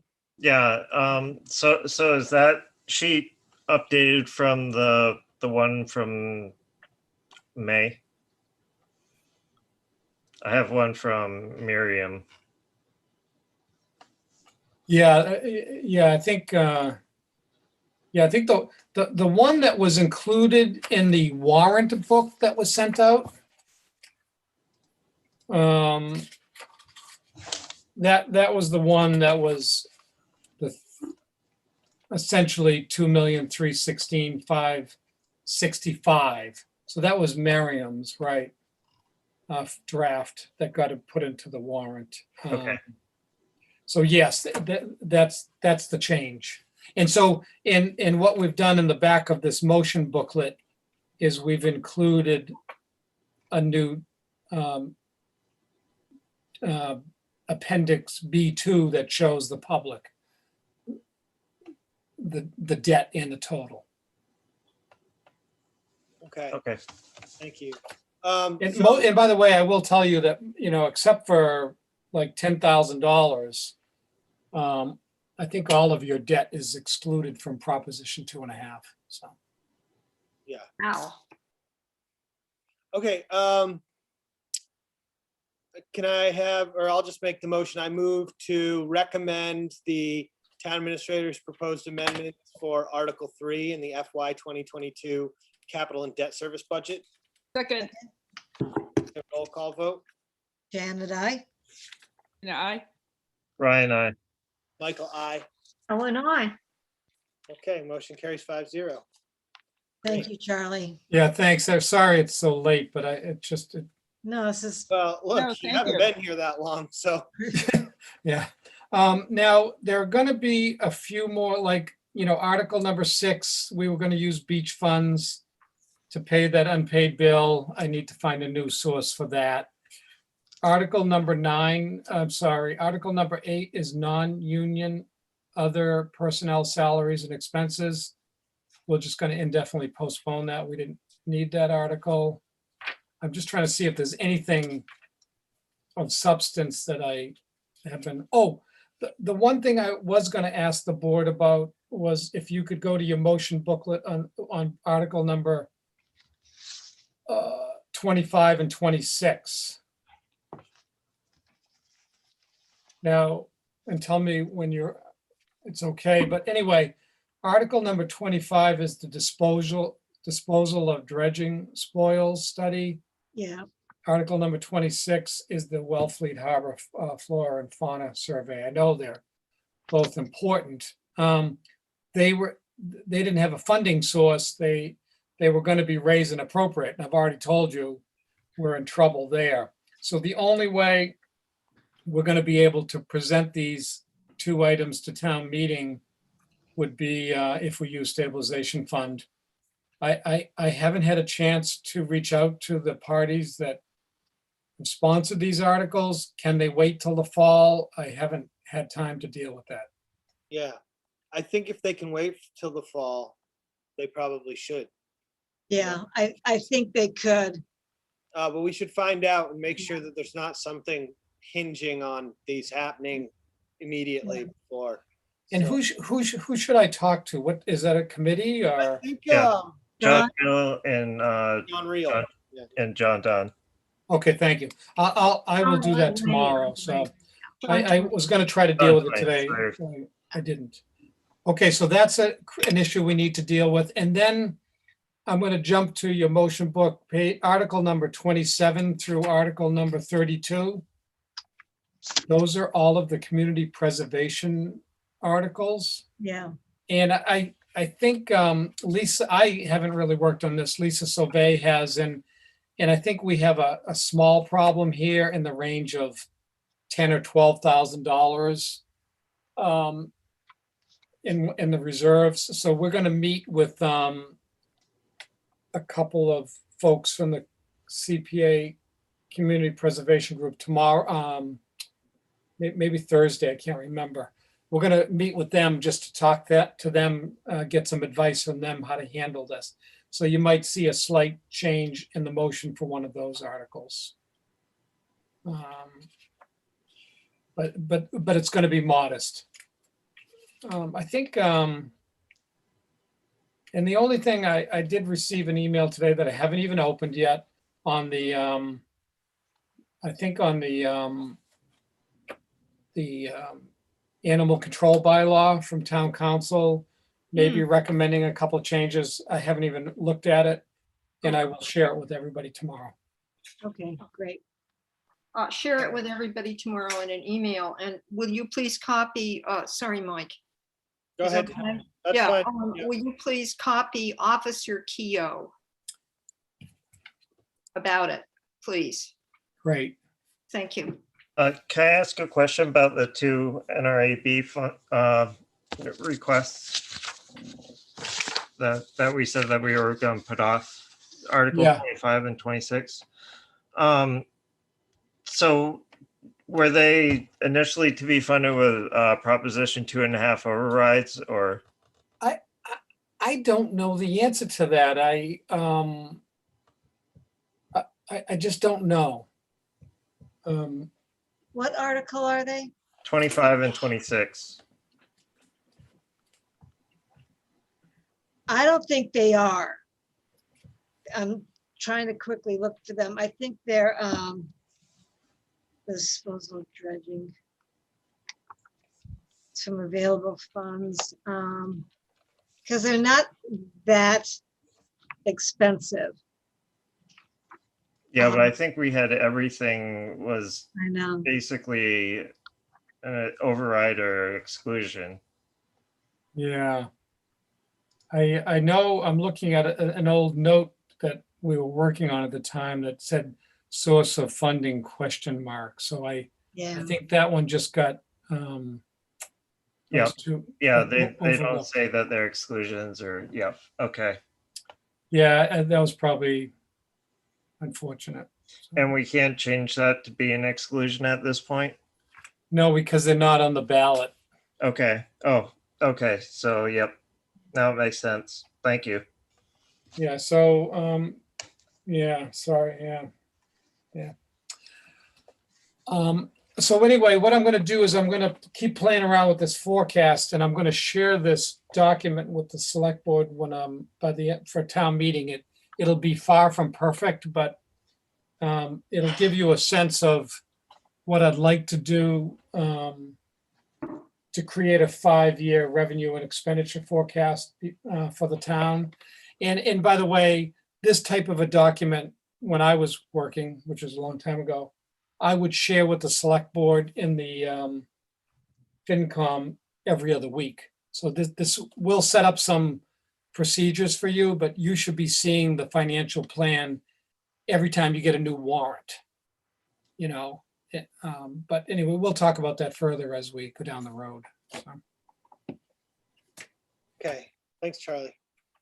So Charlie, I guess with our town meeting on Saturday, the select board often, I think all the time, gets together, meets privately before town meeting starts. Are we going to do that? I think we can get into school at 9 o'clock or earlier and go over things. That would make me feel better because, Yeah. we could come up with some other issues that we would like to talk to you about. Okay, so do you think an hour gives you enough time or should we meet at 8:30 or? I think an hour is fine. All right, so if it starts at 10 and we got to get to our seats, maybe quarter to 9 meet, 8:30, quarter to 9, and there's a room in the school that we can use.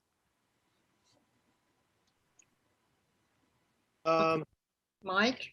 Ellen, I don't know hold about on. the school. Chief Hurley, Chief hold Hurley on. had his hand up. Yeah. Am I recognized?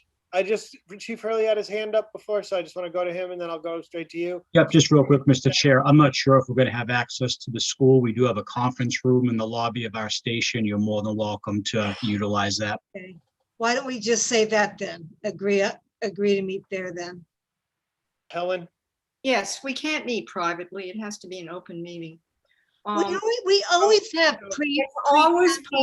It's always posted and the public can attend unless it's an executive session, which we have no reason to be in executive session. Well, actually, Helen, to go over things like town meeting motions and stuff like that before town meeting, there's an exception in the open meeting law. It's not to deliberate, but there's an exception in there, and I'll find it and email it to you. But we can post it anyway. Yeah, we could. I just read it last night. I'm fine with posting it. Yeah. Yeah, we'll just post it. And also it has to be in a space that's accessible to the public. And I would rather not have to go back up the hill if we're just meeting for an hour. My question through you, Mike, to Charlie is, it's one thing to go over it with us, although we could just get the material from you and see what we need to do. But unless there's something we have to act on, why do we have to do that? We only do it when there's something we have to act on. In my long experience, okay, every time there's a town meeting, we don't necessarily meet before it starts. Thank you. Yeah. Could we just meet under the tent? They'll be setting it up. The tent will be up, but they might still be setting up stuff for it. Are there some picnic tables over by the school? Yeah, that's perfect. Well, I don't know if there's picnic tables there. If we really have to do this, fine. I don't. What I'll do, why don't I just post a meeting if I need it? If I don't need it, we can cancel it. Yeah. Sounds good. I'll work with Mike. That sounds good.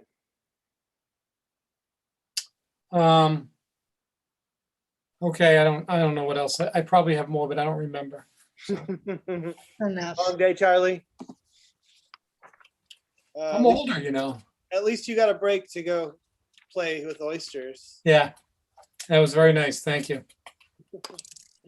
All right, so are we done with this now? Or do we have it? We good? Yes. All right. So let me just go. So now the next thing, I just have to recuse myself. Yep. Nancy's on here. Okay, I'm recused. Okay. I'm here. Okay, oh, there's Nancy. So, does everybody understand, know why we have to vote to change the minutes? Excuse me. Boy, this is definitely getting dry. Of the January 26, 2016 Select Board meeting. Because Michael DeVasto was unintentionally left off of the license that he shared with Michael Ramsdale. Do you guys want the background of this? He was left off the I think the advertisement. Yeah. And the posting. And I don't believe he was at the meeting, but the lease was issued, the lease was renewed and issued to both parties. And the lease that he has from 2016, which expires in 2026 after 10 years, has both of their names on it.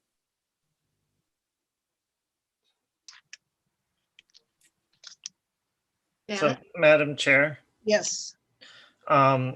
So I would actually move to postpone taking any action on this. And there is,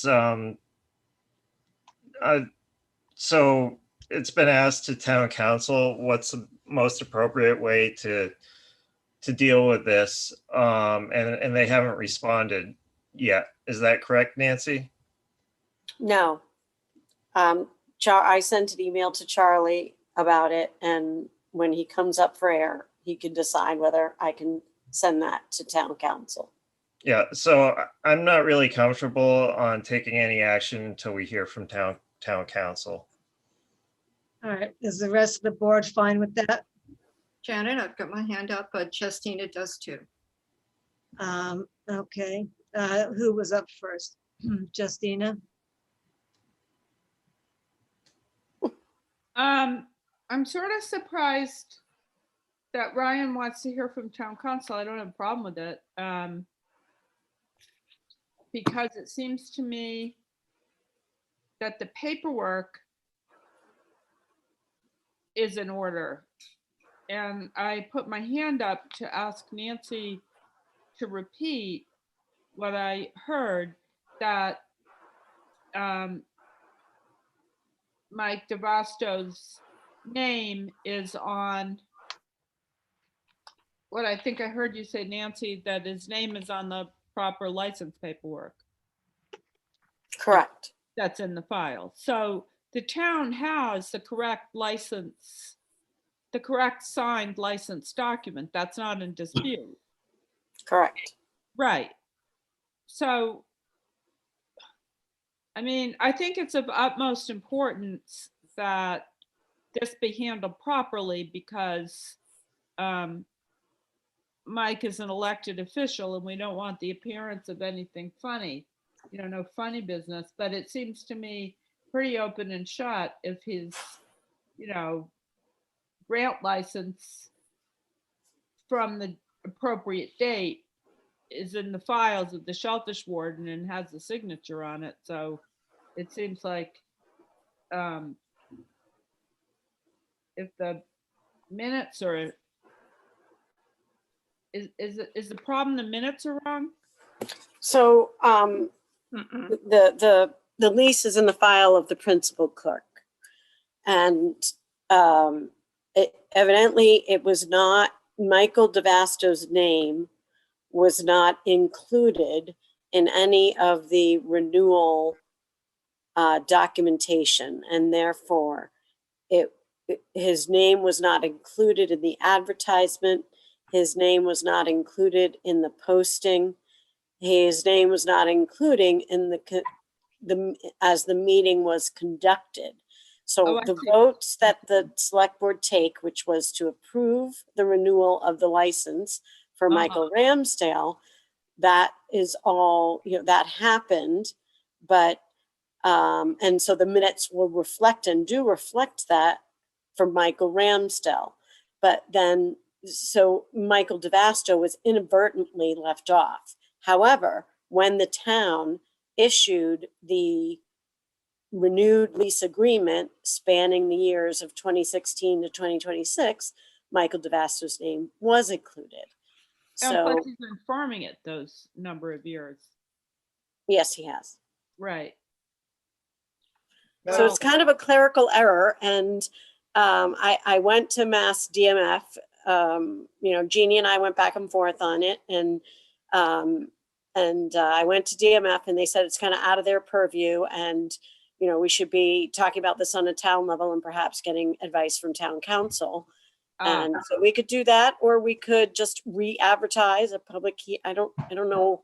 Do you re-advertise a public hearing for that? I don't know. Madam Chair, we just wait to hear. Janet, I had my hand up. I'd like to address this. Wait a second. People have even stopped talking, Helen. Janet, through you to Ryan. Ryan, what's your thinking in going to town council? That's been the course that was recommended by DMF. I see. Okay, got it. All right, I'm done. Makes sense. Then Michael, Madam Chair. Yes. Yeah. Just to speak on my own behalf, I'm recused. This is in my own interest, but I just would like to clarify that all the paperwork was filled out and filed with the town. I applied for the renewal. I was omitted. There were other people who were omitted on that same meeting. That was caught and corrected. I received a renewed license. I checked back with the town in 2018 to make sure the status of that license was correct. I was told that my license renewal was good until 2026. I went back there this morning. I have a license on file with the principal clerk for both 855 and 855B, licensed to Michael DeVasto and Michael Ramsdell, expiring 2026. It was signed by all select board members, including Helen Wilson. It was, everything on my end was done correctly. And it was, in my opinion, a clerical error. These happen from time to time. And it's my expectation that nothing really needs to happen except to vote to amend a motion to amend the vote taken at that time to include my name, because all the paperwork is done, and I am listed. I have a piece of paper from the town that's signed by the clerk and the select board that I am licensed with Michael Ramsdell on that site from 2016 to 2026. That's all. Yeah, I mean, we just had a discussion with the recording of meetings and how things get missed when you take minutes. So, I have. Janet, please. I'm gonna get to you, Helen, okay? Yeah, except I have been waiting in line and people have been having conversations, and I have a couple of things to add in Mike's support, and they haven't been said yet. So this is, you've spoken, everybody else has spoken. You've spoken too, so go ahead. No, Go. I haven't. Go, you're on. Thank you. Couple things. We can't amend minutes. We can't put something in there that didn't happen. Nancy went over that very carefully. So we can't amend the minutes. I want to say, I sent to all of you all the documents I could find to support Mike's position. And I don't have to repeat the things he said about more recent paperwork, right? But the really telling thing, the cool thing, is I sent you all a copy of Mike's initial transfer onto his uncle's licensed area. And he has never been taken off it, because that's a formal thing that happens. So I agree with what has already been said, that this was yet another administrative error. They happen. We can't change the minutes, but we can absolutely confirm that Mike is certifiably on that licensed area. He is a licensee on that area. He has everything he needs, and it was a clerical error. I don't even think we need another hearing, but if Ryan needs to hear This from isn't town a hearing council. right now. This was not posted as a hearing. Wait, say that again, Ryan. I didn't hear you. This was not posted as a hearing. So Yeah. this is not a hearing right now. And Right. we're not sure if it requires a hearing or not. Let's wait to find out. Yep. But Mike has never been taken off that license. Right, it's his license. Mr. Sumner, do you have anything to add to this? Yeah, nothing that's going to help you. I do apologize. Yeah, so I mean, his farm's not going to disappear if we just wait to hear from town council. I think that's the most. So Ryan, speak more into the Sorry. microphone. I didn't hear the first part. Okay, yeah, he's still going to be out there farming, and it's not going to disappear or anything in the meantime. I think it really behooves us to wait for town council to clarify it, just so that we make sure that everything's done properly. That's all. All right. Does that sit well with everyone? Yes. Justina? Yeah, I think. I didn't think we need a motion. or anything. Let's dot the i's, cross the t's. Yeah. Okay, all right. So we're not gonna do anything, right? or we could take no action, or we could move to postpone. But we don't even know if it requires a hearing or not, so. Yeah, I mean, I don't even know if we have to postpone something if we're not gonna vote to amend it. We're not gonna Yes. vote to amend it, so. And Janet, yeah, I suggest we take no action. And also, Ryan, I had no illusion that this was a hearing. My question was, do we need another hearing? I don't even think we do, but let's send it to town council. Thank you. Okay, so we'll wait to hear from town council. Okay, Michael, you're back on.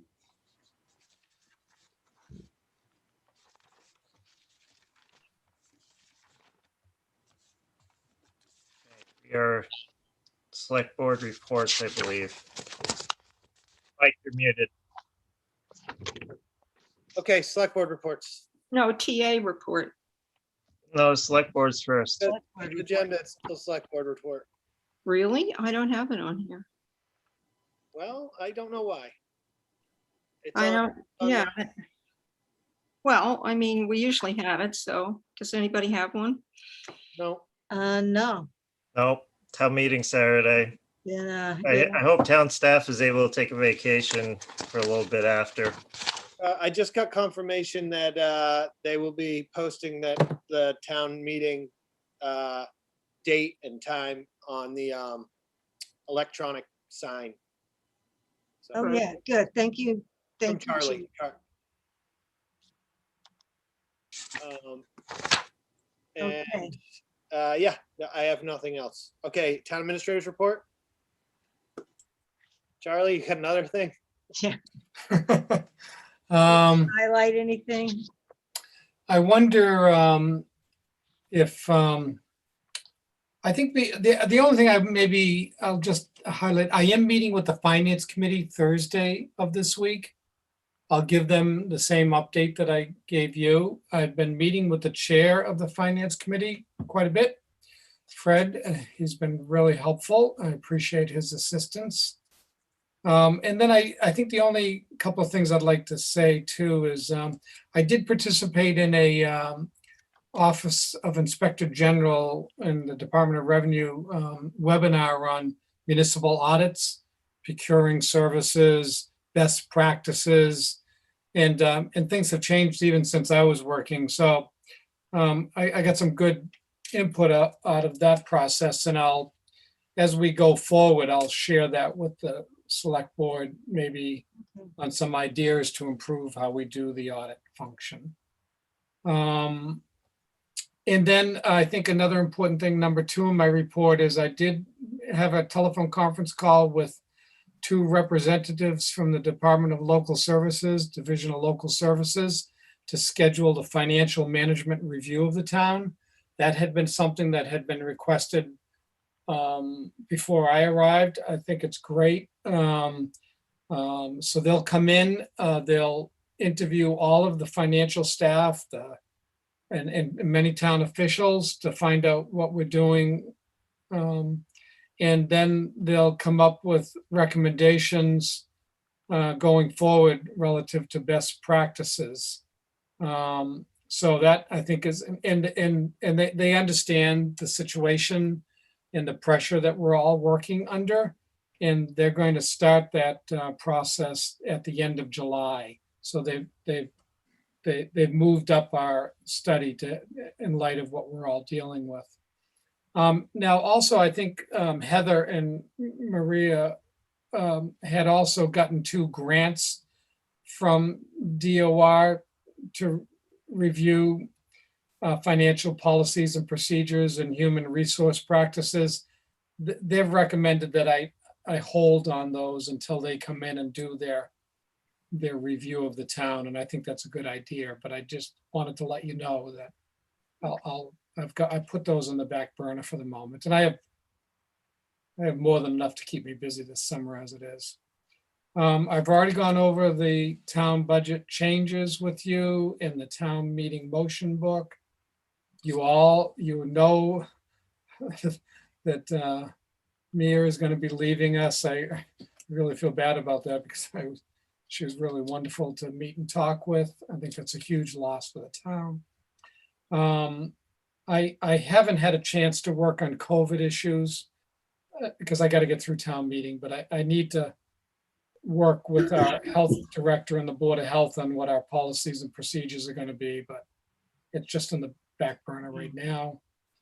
And then the only other thing I wanted to mention, maybe the outside of what's on my report, is Mass DOT is going to be doing some geotech boring testings on the Route 6 corridor. That's going to be happening all of this week. It's a part of the design engineering process work that they're doing. So if the public sees some equipment out there, it's the boring testings under the road surfaces. And then I have some unfortunate news. Paul Fowler, our building inspector, has sent an email to me today that he's going to be resigning and leaving employment of the town on July 6th or thereabouts. I haven't had a chance to talk to him yet, but I will. So I think that's all I got. Okay. Ryan? Is your hand up right now? Yeah, so the grants, and then it says that the town administrator entered a contract where,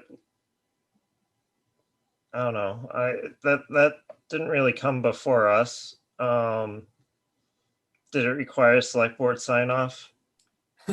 You know, I do have a copy of them, but that's all I have is a copy of them.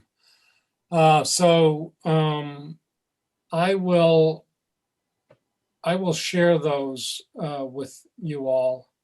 And I don't know what your policies and procedures are on grants. So I'll share those with you. And at the very least, I'm not going to take any action on them either, because DOR is recommending that we hold. So, Yep. Okay. yeah, I'm sorry. I assumed you knew about that. I apologize. Yeah. I remember something about it, but it was mentioned.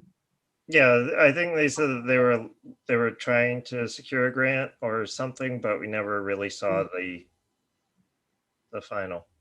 Yeah, you know, what might happen, frankly, is if the DOR comes in and does the financial management review right in-house, it's a higher level review, much more functional and more appropriate for Wellfleet under our circumstances, that we probably won't want to do that second grant anyway.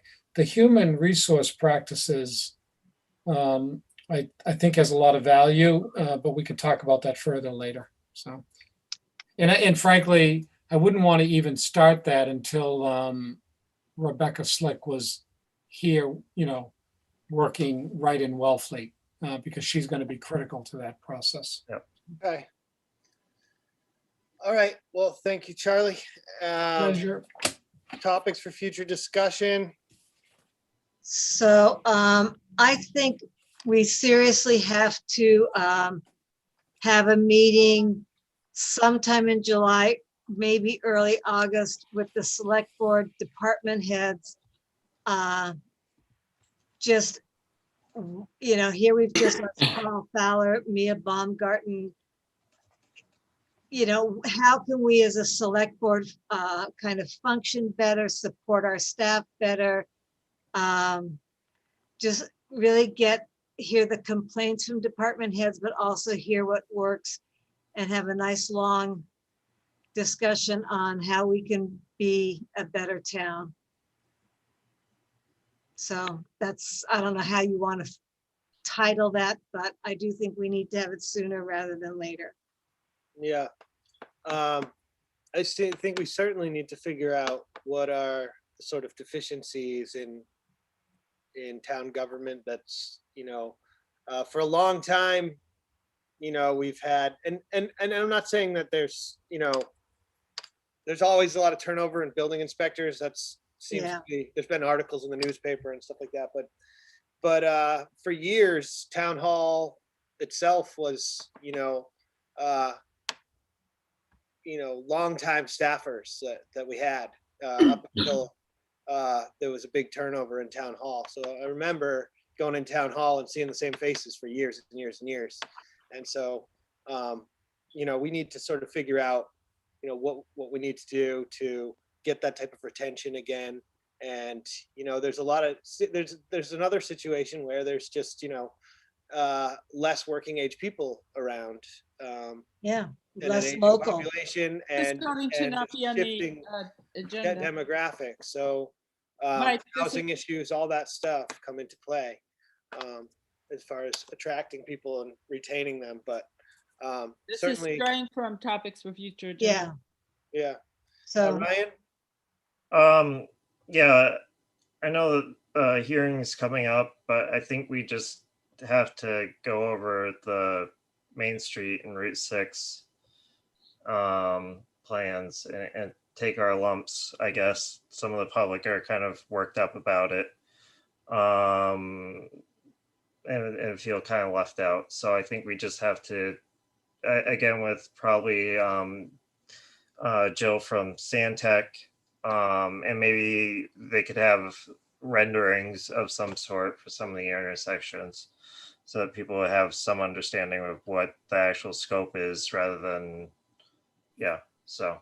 Well, I think the public hearing with DOT is scheduled. So that's kind of, the opportunity for DOT to present. I think we need to make it known that we're at 25% design and that the Main Street corridor is town road and we're paying for the engineering and design there with Stantec. So we have some influence over the final product. I think we should, try to have a meeting with Stantec sooner rather than later. Okay. I don't know when, does anybody know, has DOT scheduled a public hearing yet? No. Yeah, Okay. we do not know a date yet. Okay, so we should find out that, but yeah, we can see if we can get in touch with Jill and just have she did come to us August of last year and we made comments. I don't know if you guys have dug up through that email. Yep. But we have a document and they responded to those comments from the select board back in August. So seems like a long time ago, but that nothing has changed since then because it's still under the 25% design and they haven't had their 25% design public hearing. So there was a kind of, this is getting up. There was one change and they reduced on the southbound lane. When they came to us, it was still 2 lanes and they reduced that to Point of 1. order, I Yep. think he's talking about future things. We don't want to start getting into the whole meeting. Yeah. Okay, We're going on 4 hours. I didn't realize they had made a change since then. It's Helen. Yeah, a couple things. The thing that's been pending now for months that we could, I think, in good conscience, have as a special meeting next week, let's say on Tuesday, is to all of us watch the 3 meetings. The 4th one also has some things in it, the one that happened on Monday of the SAB, and for us to focus in one meeting on this planning management issue and to make some decisions, because the SAB has done a lot of deliberation on it with quite a few members from the shellfishing community. And before we get a whole lot more applications, which will come in, we need to make some decisions about this, about the various things that I listed. So that's my first future concern, and I think we should do it as soon as possible. It could have happened a while ago. The second thing is, did none of you get the email from Paul Yanegi? And that is the way you say his name, as it turns out. I asked him, Paul Yanegi, about his further thoughts after the roundtable meeting. Yeah, we we should got it. not drop this ball. They are willing to alter their thoughts and we should respond and work with them about it. So those are my 2 ideas for future meetings. Thank you. And I support Janet's idea. I think that would be good, but that isn't as like much of a burning issue as the management planning meeting about the new property and the boundaries between shellfish grants all over the town. There's problems out, off Mayo Beach, as I said before. Thank you. Okay, that's fine. Just a note, there is a comprehensive shellfish management plan that was drafted by the Shellfish Advisory Board. And it still exists to this day. But needs to be updated. That's one thing. That's fine. I'm just putting that out there. It exists. Anyways, topics. So correspondence and vacancy reports. Yeah. Nothing here we want to talk about. Okay. Correspondence. Yeah, correspondence. Sorry. This has got to stop. And here's what has to stop. There were some letters in the actual paper file in the office that we never got, that were never scanned and sent. Yeah. And I brought this up like a number of times. And one of them was kind of time sensitive. And this has got to stop. There was also, there were some minutes put in there. We all get the minutes emailed to us. And Janet, that was your very good idea a while ago. But there were some minutes that were put in there on paper that didn't have all the pages. And one of them was a letter from Brian Karlstrom. And it looked serious, but there was only like the last paragraph of the last page. And it had to do with a hearing that the Conscom had about the property that's right next to the town landing as you go along Omaha Road. And then there was another one that was from somebody called Gail Ehrlich, about the whole kayak rack program that was pretty substantial. I never got either one of those emailed to me. That one she emailed to us as well. I didn't get it.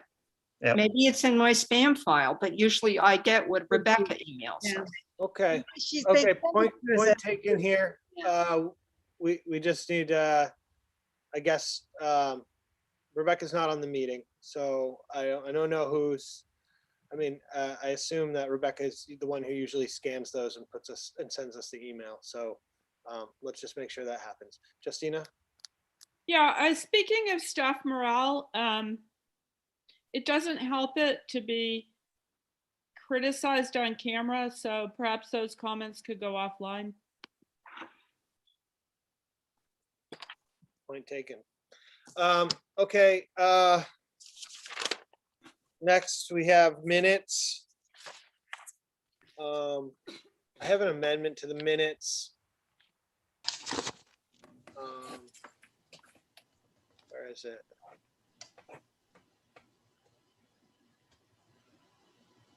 I'd like a second to review the video.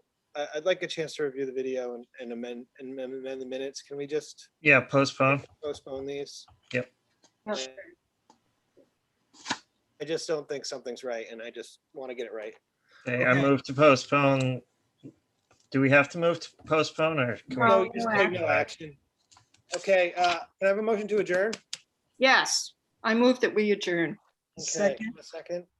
Okay, roll call vote. Janet, aye. Tina, aye. Brian, aye. Michael, aye. Helen, aye. Motion Thank carries. you, Mia. All right, good night all. Oh yeah. Everybody, I love you all. Goodbye.